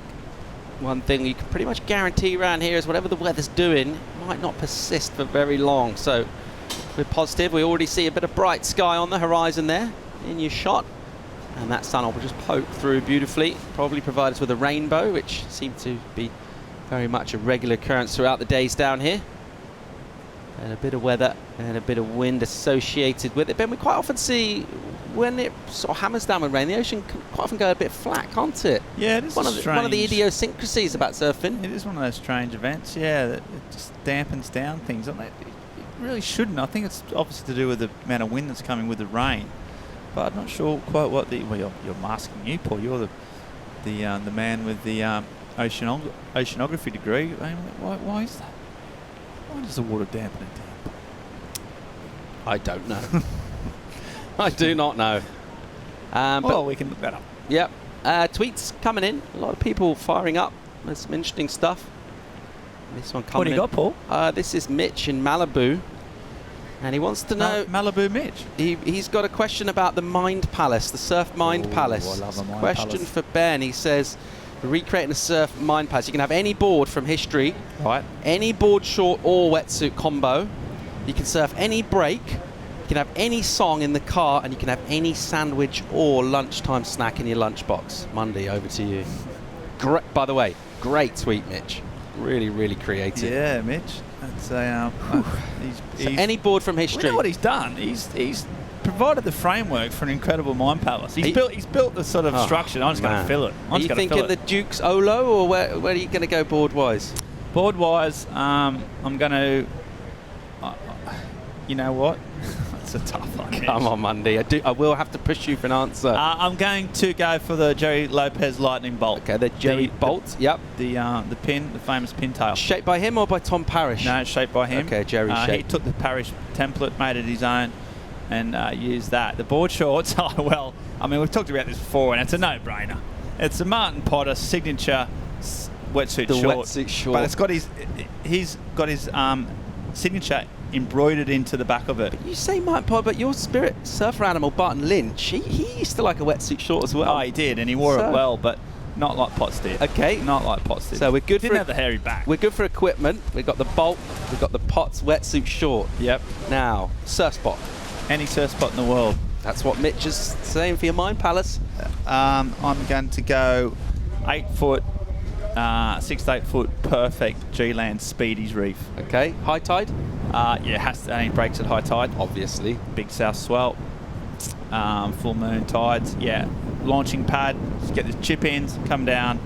I've got the wetsuit shorts. I've got the G-Man. I'm as happy as I've ever been in my life. You're not in a car, but you could be on a bike riding through the jungle. I need a tune and I need a lunchtime snack post-surf, because you don't want to surf on a full stomach. So I need a tune and a lunch. Yeah, it's the tune is Iggy Pop, Search and Destroy. Okay. Strong. Good. Monday, this is pretty strong, I've got to say. Proto-punk, the man that changed everything, the man that changed the world, and Search and Destroy is one of the greatest ever songs, and I've got that blaring at 12. Yeah, I'm a packed lunch. Well, you know, it's old school. This is perhaps the most crucial of this whole scenario, isn't it? It's what you're having for lunch. This is the real bit that the surf world's hanging on. It's a Vegemite sandwich. It's been made with loving care by my mother Viv. Viv Mundy with Viv the veggie. Mundy. Bit of cheese in there or just the Vegemite? No, don't be. Well, I'm not an animal. And you wrap it clean with a Glad wrap, with the cling film, and it's got BM written on it, so we know exactly who it is. And I'm about as happy as any man in any Mind Palace has ever been. All right, great tweet, Mitch. Good stuff from Monday. He's surfing high tide Speedies, 6 foot on a south swell on a Jerry Lightning Bolt, wearing Martin Potter's wetsuit shorts, listening to Iggy Pop on the way in. He's looking forward to a Vegemite sandwich made by his mum, Viv Mundy, who's probably online. Oh, she definitely is. Without a doubt. Hi, Viv. Shout out to all the Mundies watching from down under. Yeah, they're out there. Every day is a Sunday. Your name's Ben Mundy, and when you're loving the biggest tides of the world in the Bay of Fundy. All right, here goes Mihi Manabre out of Tahiti. He'll belt a windy section, and it's got real troublesome out there. Almost getting a little bit seasick kind of watching this. Yeah, it's just come in, and we talked about Rudy Rodrigo saying that when that wind changes, the swell will come in. Well, now we can kind of see why. As you see, replay from Minamahe Bray, so the Tahitian just cracking up high, throws the fins out the back, and we'll just see if he's gonna. He connected. I don't know. These new conditions are going to have to be a recalibration of the score. Did any of those waves get ridden just before this big wind came up? A la Tom, the final of the BHP Steel International, Tom Curran versus Mark Occhilupo in 1995. Occhi had seen the southerly buster coming up the coast. Tom Curran was unaware of the sort of coastal geomorphology. Occhi got 3 quick waves in the perfect offshore conditions. When the southerly onshore came in, Tom Curran was lost and Occhi won the heat. So Jake Marshall coming up for the next one with his pops and his younger brother. And it looks like we might have gone on hold in this heat. I'm hearing the horn blasting twice. So we're on hold due to weather conditions, which is a great time to revisit the Mind Palace, Ben. And sort of been waiting for a little while for you to maybe ask that same question from Mitch back to me, but it doesn't seem to be forthcoming. So No, it is, Paul, because that's a great question from Mitch. Yeah. So, I don't think we can really improve on it. I was trying to think of any other sort of categories we might be able to talk about. No, we'll stick with those ones. See, what do you got, Paul? So the board, I'm thinking one of Kelly's Merrick's that he qualified on from 91-92, so like 6'3" by 17. Yeah, like perfect for you. 1 3/4 with thick. the 3 lines, the black lines the carbon down the stringer. Yeah, I've actually surfed one of those boards once. Fun fact. I've had a go on one. Couldn't really paddle it, but hey ho. With loads of scooped rocker. So that's my board. For my board short, I'm going to go the Andy Irons below the knee, sort of 42-inch, really MCD. Really baggy MCD short. Yeah. It finishes somewhere between knee and ankle. Yeah. It's almost like a pair of trousers, like clown trousers. They're even longer than the trouser short. Yeah. It's like the sort of trouser short. Yeah, I got you. My surf spot. And the really thick rope around they're tied up with. Yep. Maybe almost a little bit of awkwardly placed Velcro as well, which they didn't always think things through back in the early 2000s, did they? Board short technologies come along a lot since then. We'll revisit the Mind Palace as we'll check out the recap of what happened so far in this one. We've gone on hold due to inclement weather conditions. O'Neill Massa, our Tahiti, he made the best when things were a little bit calmer early on. Yeah, he did. He got this long left-hander and he shrugged it for a 4.83. Just really consistent, 3 or 4 big turns. He did well to finish there. Meanwhile, that was Beric de Vries. So he started off strong as well before the wind. Started hammering in. And de Vries getting a 4.6 and a 4.5 for these 2 waves. So scores, you know, nothing groundbreaking, but enough to get him up into that all-important first spot. And there we go. That's the weather. That's where on hold. Looks pretty crazy right now. So yeah, Paul, you've got your Kelly you got your Kelly Slater, 17-inch wide, 6'3". Almeric. You've got your long shorts, MCD Andy Irons inspired board shorts. Where you surfing, buddy? Surfing low tide Mundaka in January on a big swell. I'm going to stick with 6 to 8 foot. It's winter. I don't mind that because you know me. I'm known to surf in a board short, and when other people are wearing wetsuits. Yep. So I'm surfing Mundaka. It's pumping, just coming off the low tide. Now the tide's just turned. But so weirdly, there's no one out, I'd imagine. It's a Mind Palace, Ben. I'm completely on my own. Yep. A tune to get amped up. I think people can overthink that and get a little bit serious and go with a little bit too much gravitas. So I'm thinking Spice Girls, if you want to be my lover. Is that amp up tune? Yeah, I can be your friend. And for a snack, you can't really look much past a, not homemade, but a nice sort of earthly, rootsy, sort of vegan burrito with some nice spicy sauce in there, some pico de gallo as well, a little bit of guacamole, a really great post-surf snack. Yep. Well, that's solid pick. I'm interested to see how the 6'3" is going to go in 6 to 8 foot Mundaka. Anyway, good chat. But yeah, we're looking back. We are here just taking a bit of a break. We're in the Azores. I suppose it's time to reflect, isn't it, Paul? Yeah, I mean, all the years we've spent here, just me and you personally, had a great time. But the event. I love reminiscing, you know, about all things in life, but mainly about some of the QS concepts we've had down the years in the Azores. So let's look back to 2011. A very young-looking brother Andino, ripping the back. 6.0. But CJ Clinton James Hobgood going all the way for the win, the 2001 World Champ. Yeah, popping airs, doing turns, firing up, which he's known to do from old Mcgonagall. Just good drink there. And then Jadson Andre. Jaddy, baby. Flaring in the sunshine. We touched on it earlier. That's like Adam Melling in the barrel. But backdoor. And it was absolutely firing. We were here that day and absolutely loving it for Stone in 2015, who not only won the event and qualified, but he came in to the booth and brought us beers afterwards. Did he? And said thanks for the webcast. What a legend. What a guy he is. Sick Lau, he was on fire that year too, but he couldn't quite back. From memory, he did quite a bad priority in this final, and that gave this wave to David. And I tell you what, Ian Gouveia, he didn't hold back. Emerald couldn't have a successful CT career, and started off down in the Azores. Man, he's got so much energy, and that energetic approach fits really well. And this man doesn't need much of an introduction. Diego Dora, who also qualified with a big win back in 2017 down here. He looked really good value for that win. And absolutely ripping all week. As with sort of many aspects of surfing, there's already reflecting rather than, leading the way. A real Brazilian kind of dominance of this event is starting to creep in over the years, as Brazilian surfing has started to dominate surfing in general. So yeah, definitely. It's like a bellwether sort of event, really, for the state of surfing. That's a really good point. Dominant on the QS, but particularly over here in the Azores down the years. It's interesting to think, you know, we talk about how strong that Brazilian contingent is, but just getting that little extra advantage when they're over in Portugal with the language and the culture, just feeling a little bit more at home than they would in a lot of places. The reason we've gone on hold here is because of that wind and rain just whipping out of the ocean. It's been deemed too hard to continue, and it's difficult to get vision on our athletes. We're going to be on hold till 12:45 local time, so 12:15 local time, so that is in about 45 minutes from now. It's going to be on hold for a while and let things settle down, Monday. Yeah, we're just safety first is always the top priority for WSL. We're just going to secure some of the event infrastructure, make sure everything's safe and sound, make sure we can broadcast effectively and safely, And then we're just hoping that this breeze, just sort of, this squall will be a short-lived affair. It's going to be windy, but not so dangerous. So we're going to come back at 12:15. Let's go to break. Join us at 12:15 local times, about 45 minutes for more action from the Azores.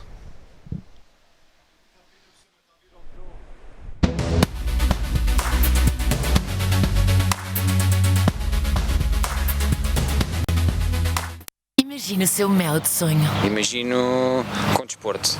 Com o desporto rei e com os reis do desporto. Filmes épicos, atores épicos, batalhas épicas, tudo épico. Tem que ter séries para eu ver, séries futuristas e criaturas de outro mundo, senão não pego. Imagine juntar ao seu mel o melhor do desporto, filmes e séries. Adira a fibra Ultra HD do Mel com oferta até 6 meses dos canais Eleven Sports e do Mel Filmes e Séries. Ligue 16200. Mel, humaniza-te. Using plastic at our events has always been the norm. Recycling helps, but most plastic still ends up here, or worse, here. Plastic never goes away, because with plastic, there is no away. At the rate we're going, by 2050 there will be more plastic in the ocean than fish. It's a deep problem, but there are steps we can all take. By cutting out single-serve plastics at our events, we can start turning back the plastic tide. This is our commitment for a stronger ocean. What's yours?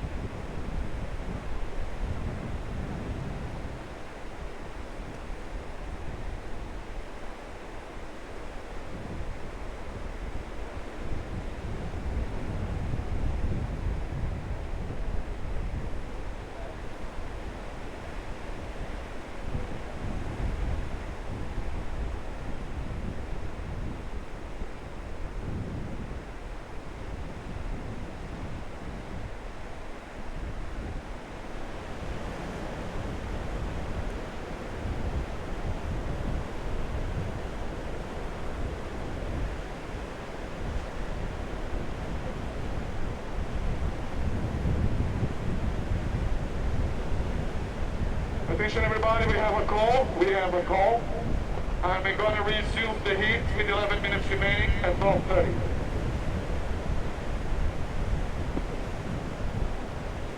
So we're going to resume the heat at 12:30 with 11 minutes remaining. Then we're going to call it off for today.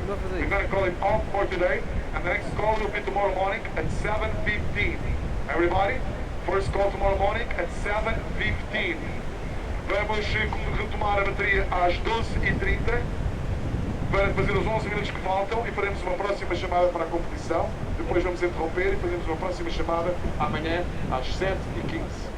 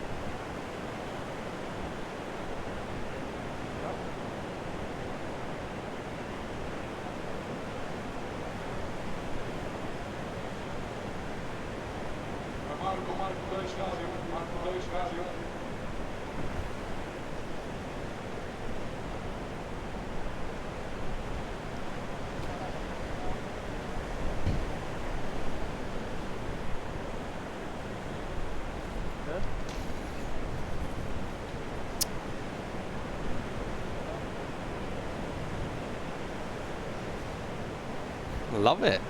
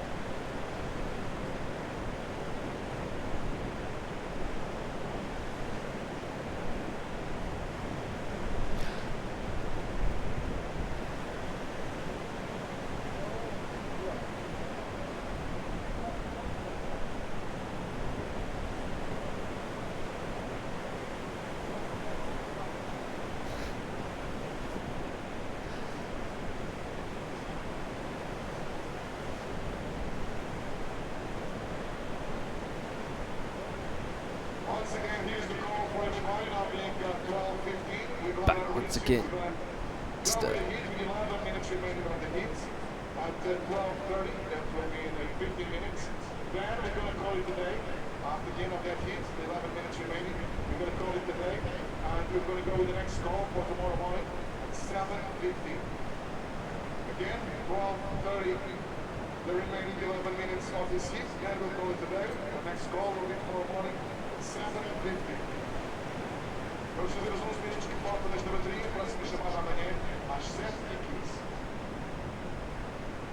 passagem de tomar a bateria às 12h30.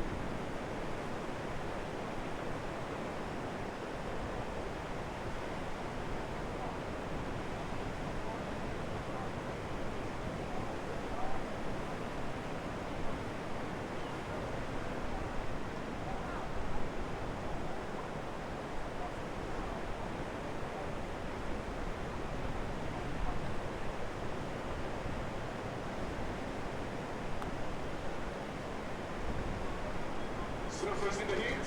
Okay? I'm going to update the situation before you pedal out, okay? What's going on in the heat, okay? You're right now in first place, Derek. You're sitting on a 4.6 and a 4.5. Then you have like 3 seconds on a single wave of 4.4, actually with 1.5 as well. Red third with a 4.83 and white with a 0.87. And you have third priority once you pedal out there. Blue with third priority. Yes, first priority red, second priority white. And I reckon it's true. Let me check the priority changes. If there's any changes, I'll let you know.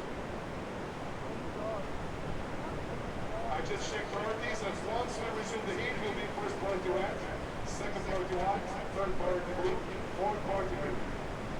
We have Rebellic and Easy in the lead, sitting on a 4.5 and a 4.6. Mihimana in green in second place on a 4.4 and a 1.5. Then O'Neill in red in third place on a 4.83 and white with a Bonado on a 0.87. So basically, there's a 4 scores coming, the remaining are throwaways, the 4.6 and the 4.5 are faded. Mihimana with a 4.4, that's coming as well. And then O'Neill with a 4.83. Remaining scores are throwaways. It will be at 12:30 start, that's 30 minutes to start.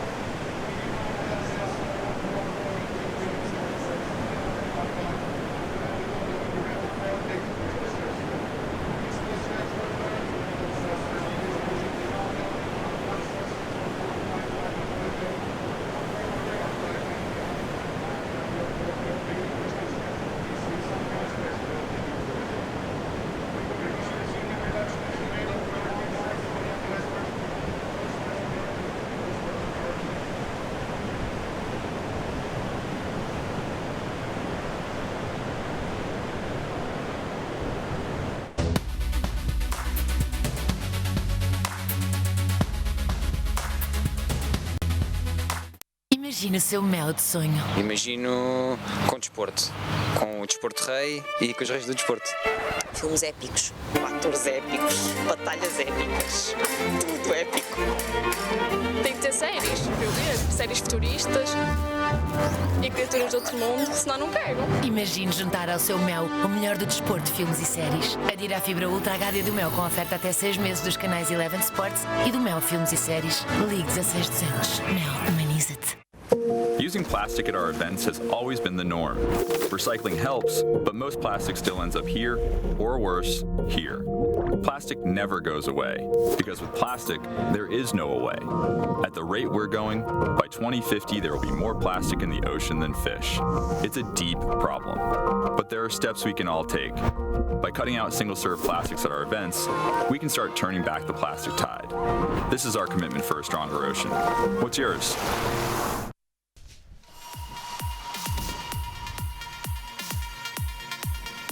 Welcome back to the beautiful Praia Santa Barbara, the Azores Airlines Pro 2019. We've been on hold Monday. What's been happening? I just went and got a coffee. Oh, what, in the surfing? Yeah, we had to stop the heat halfway through because of a wild storm that put the safety of competitors and fans at risk. We've battened down the hatches. We've sorted it all out. Sure. We asked the surfers what they wanted to do. They wanted to finish the actual heat they were in, so we're just going to run that heat, and then we're going to go off for the rest of the day. Remind us who was out in the water when it went on hold. We had Beric de Vries, we had Minamahe Bray, O'Neill Masson and Victor Bernardo. So we had 4 surfers. There was 9 minutes 52 seconds left on the clock when we stopped. When the hoon goes, we're going to go straight for 9 minutes 51 seconds and progress through. It's like a mini heat. It's pretty exciting, actually. Yeah, it is, definitely. So we have just been waiting for this inclement weather to pass through, and as we have come to expect and come to love here in the Azores, that nasty weather just walked on by. We've got some beautiful sunlight piercing through on the western horizon. There will be rainbows, I can guarantee you that. So you see that golden light filtering through on the foothills of Cidades over there to the west. So much lighter wind conditions, pretty junked up swell, and we've got the thrilling prospect of a 9 minute and 52 second heat coming up. Let's have a look at the recap. Just remind ourselves what went down, Benjamin. Flashing waves. Yeah. What's Got a few waves at the start. This is just before the wind started howling in. It's the O'Neill Masson from Tahiti. The long left-hander. Just belted it 3 or 4 or 5 times, actually.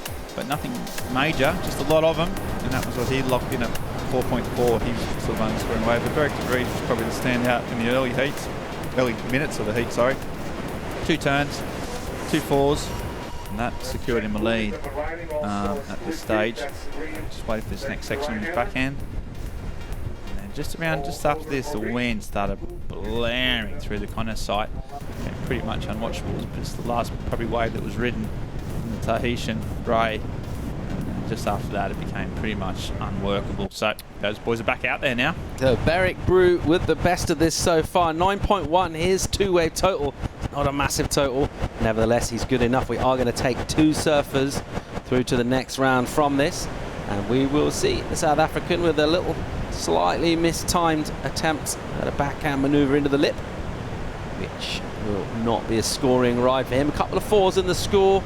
Victor Bernardo's got a throw over 0.87 down there in 4th. So Victor really needs to light a rocket under his campaign right now.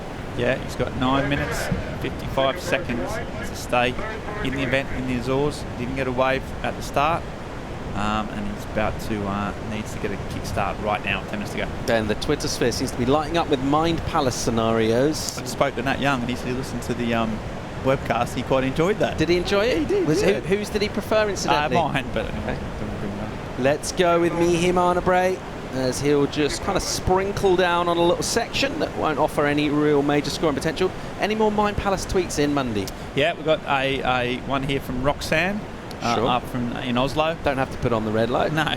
And Roxanne says that she's got a similar theme. No, she likes the Mind Palace idea, but she's keeping it event-based. Brilliant. Classic Roxanne. She's saying if you could put one event in the Mind Palace, just choose one final of one event. She would also like to see what else goes into the Palace is a moment in time that if it were to change, or what would you bring back, a moment in surfing that Is that what she's saying? So if I've understood this, she wants to bring back an event that we used to have. Gotcha. Yeah. She wants to know about a final that you could be at to watch, and she also wants to know what sliding door moment could we change a result and change a future surfing. This is right in my wheelhouse. Yeah, really enjoy this. Bring back an event. Rip Curl Search Mexico. Definitely, without a doubt. Love that event. I'd bring that back. Finals day. Any finals day to be at? I'm thinking 95 Pipe Masters, the semi between Machado and Kelly. I was there on the beach, actually, Ben, as it goes. Classic high five. I'd like to go and revisit that, the high five moment.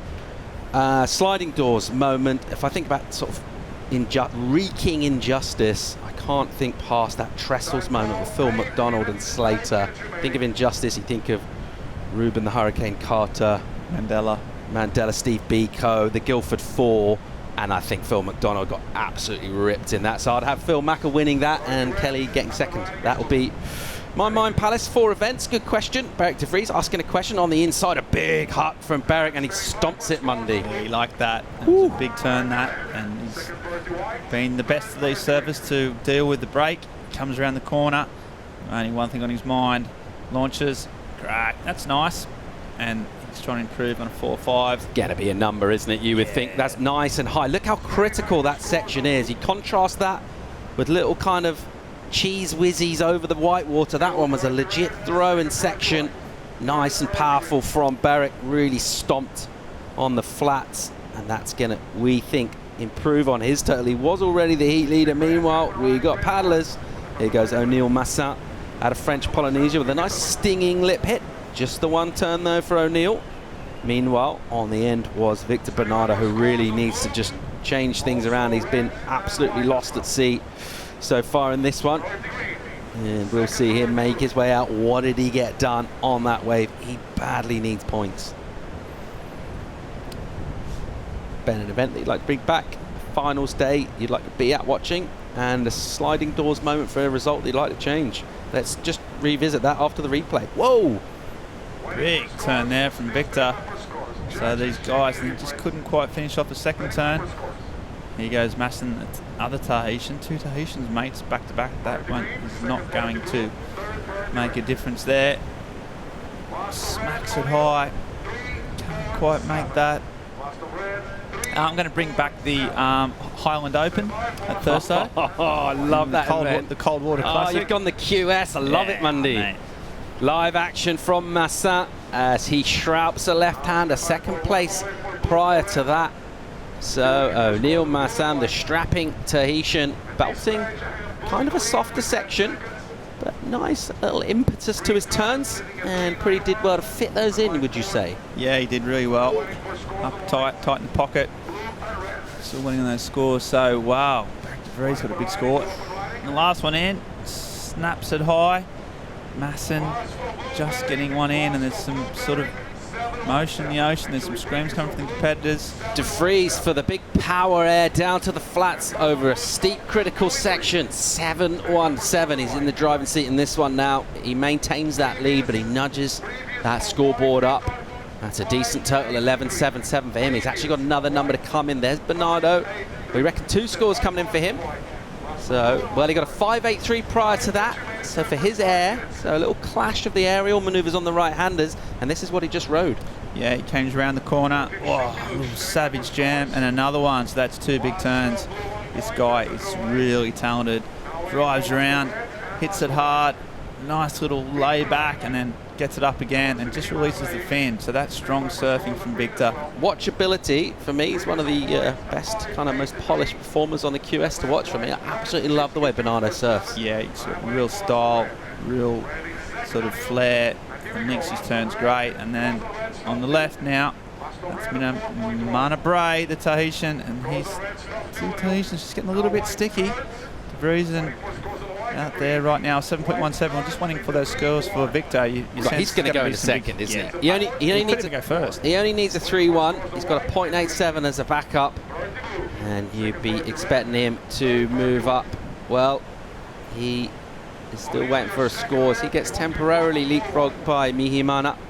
He's down in 4th at the moment, but still looking for that 3:10. Clock will run down under 4 minutes, and this one is from kind of inauspicious beginnings with the not much scoring on the board, and then the real squally weather. Now this one's come alive. Maybe that could be the future, like 10-minute heats. Just from now on, just rifle through these. Loving this, the way it's panning out. Bernardo does get second. He equals his previous high score of a 5.83. So coming in real close behind Beric on the total 11.66. His total is such a polished surfer. Style is on point. Maneuver executions were decent. They're getting a good score for a couple of tags up through the lip for Victor. Goes to second spot. So pressure on our surfers from the South Pacific. O'Neill, Massan and Mihimana Bray. 3 on the clock. Here goes Bernardo.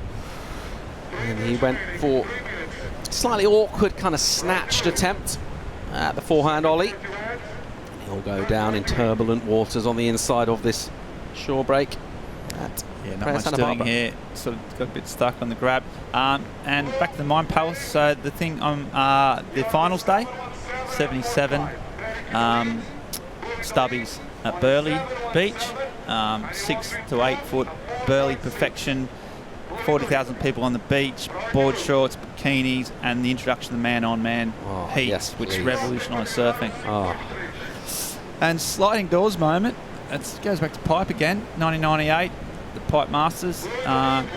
Mick Campbell, the unassuming ginger nut, the Australian, instead of catching the rail on his second wave of his heat, he actually drives through the tube, gets blown out, comes out, goes on to win the world title.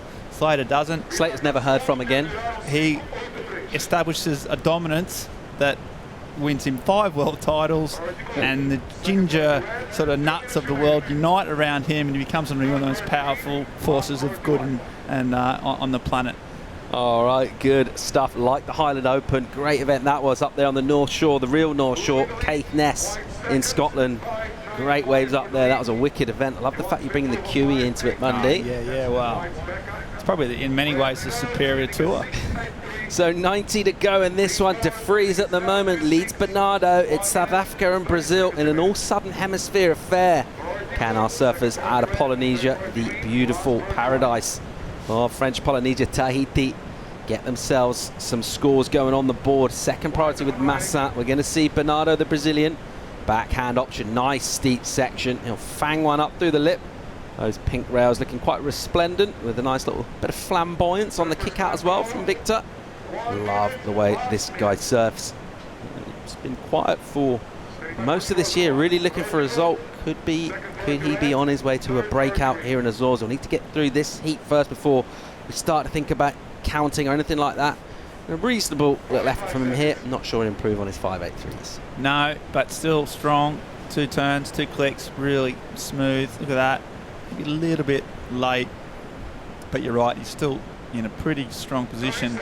The 2 Tahitians both need sort of high 6s, which is pretty typical to get with just 30 seconds left on the clock. But it's, yeah, you're right, it's a result. This is the second heat of round 3. So he's through to the round of 24. So that's getting close to where you want to be. And this is his last shot of the dice ball. Here we go, looking for a number through on the inside, and they won't get a completion on that. And a little frustration there for O'Neill Massout.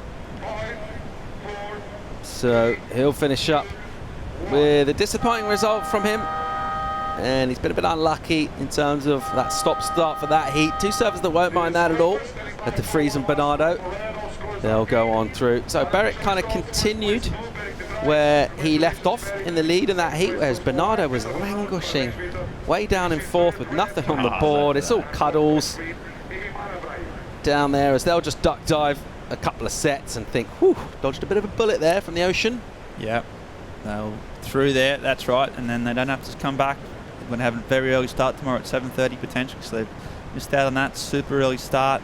They're through, they can have a bit of a rest in the morning, and they're into the round of 24. So yeah, no wonder they're hugging and smiling and kissing and carrying on. They're two very happy men. So those are the scenes down here at Praia Santa Barbara. It's the Azores Airlines Pro 2019 QS 6000 official results. Beric De Vries of South Africa, Victor Bernardo from Brazil. They're going to advance with pretty healthy totals when you think about conditions. Just over that 11.5 in between 12-point mark.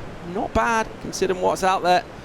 O'Neill, Massa, and Mihimana Bray disappointment for them, Ben. And they'll be really thinking about those conditions, and well, they'll be a little bit annoyed with the fact that the sort of surf that heat was running. Yeah, I mean, it was. They got a bit of rough end of the deal, but you know, they all had the same opportunities. They actually had kind of two cleaved in half. They could have reset. They didn't do a whole lot of damage in the second part of that heat either. So I mean, I get their frustrations, but you know, it's just luck of the draw. Interestingly, it felt like it was the aerials that kind of turned that heat for our surfers that got through. It's time to think about some of our top 5 moments for the day and what's gone down. It's been Friday morning, just into the afternoon now, but quite a busy Friday afternoon. We've had some already had some good stuff go down, seen some outstanding highlight moments. Let's have a look at them. Okay, they're in order from highest to lowest. It's the best of what we've seen came from one of our... Yeah, Marquis Febri. So this is the 5th best score of the day, and that was Marquis Febri. He was really smooth. He might actually have 2 of these in the top 5 because he did great. This was a left-hander from Tristan Gilbo, a 7.5. It was some big backhand turns. It was also done in the very last sort of minutes of the heat as well, which added a bit of drama to what was a very well-surfed wave. Paul Evans. And he was stoked afterwards as well, wasn't he? Got out of jail with this, surfed it really well. It's one thing nailing the wave, you need to get the score as well, and there was a lot of surfing to be done on this wave. And Tristan, he said his legs were wobbling, he was shaking on that last one. No signs of it though. This was Vasco Ribeiro. Got an 8.17 for this, which maybe seemed quite a high score for the type of surfing that went down. Didn't bother anyone in our Portuguese cheering squad because they enjoyed it. But yeah, they did. It's a big number for that. That means that wave is better than one we just saw at Tristan's, which I would hesitate might not be true. But still well surfed. Look, he's got such powerful surf on his backhand up, and it was sort of sheer quantity of turns, probably rather than you know what he did. Okay. Oh, K. Butler, he was absolutely ripping. Flat 8 for this. And he put together some other great scores in his heat as well. Good throwaways, and he's looking really sharp on those rails. Yeah, he's actually put together a really solid heat, which he has been struggling to do through the year. So, Kehu Butler, massive heat total, backed up with 7, looking strong. But then there was this man, Luan Felipe, he just went to town on this left-hander, absolutely cracked it. High 8s, he needed it too. He was under the pump in this heat. He needed a big score, and he went for it. Yeah, some fancy opposition, Paul. Absolutely belting it, and after the judges had already gone an 8 for Vasco, well, they had to climb up the scoreboard with that.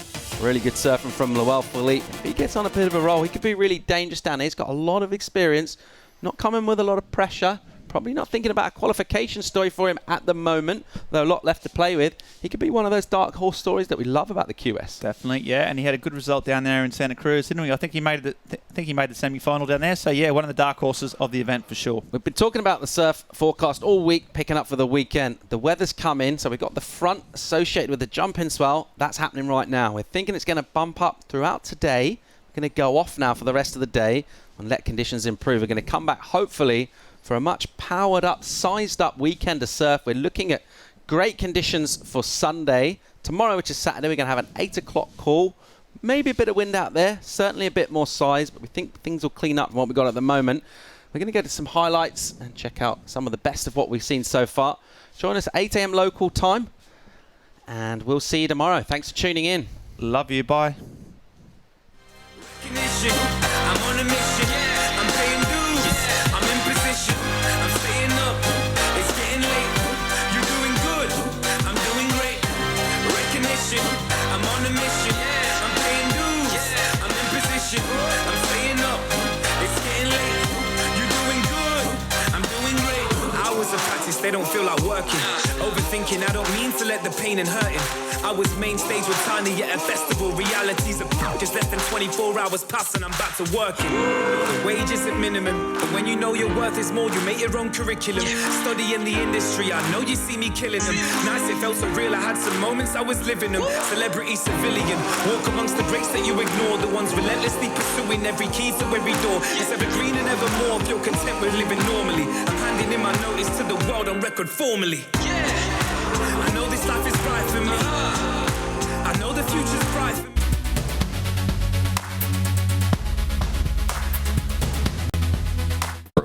But every plane ride ride has a hidden cost. Flying sends CO2 into the air, warming our ocean and making it more acidic. This harms marine life, especially fragile coral reefs. We will never stop exploring, but there are steps we can all take. By reinvesting our tour's carbon footprint, we will support habitats that safeguard our seas, like investing in projects that slow climate change. This is our commitment for a stronger ocean. What's yours?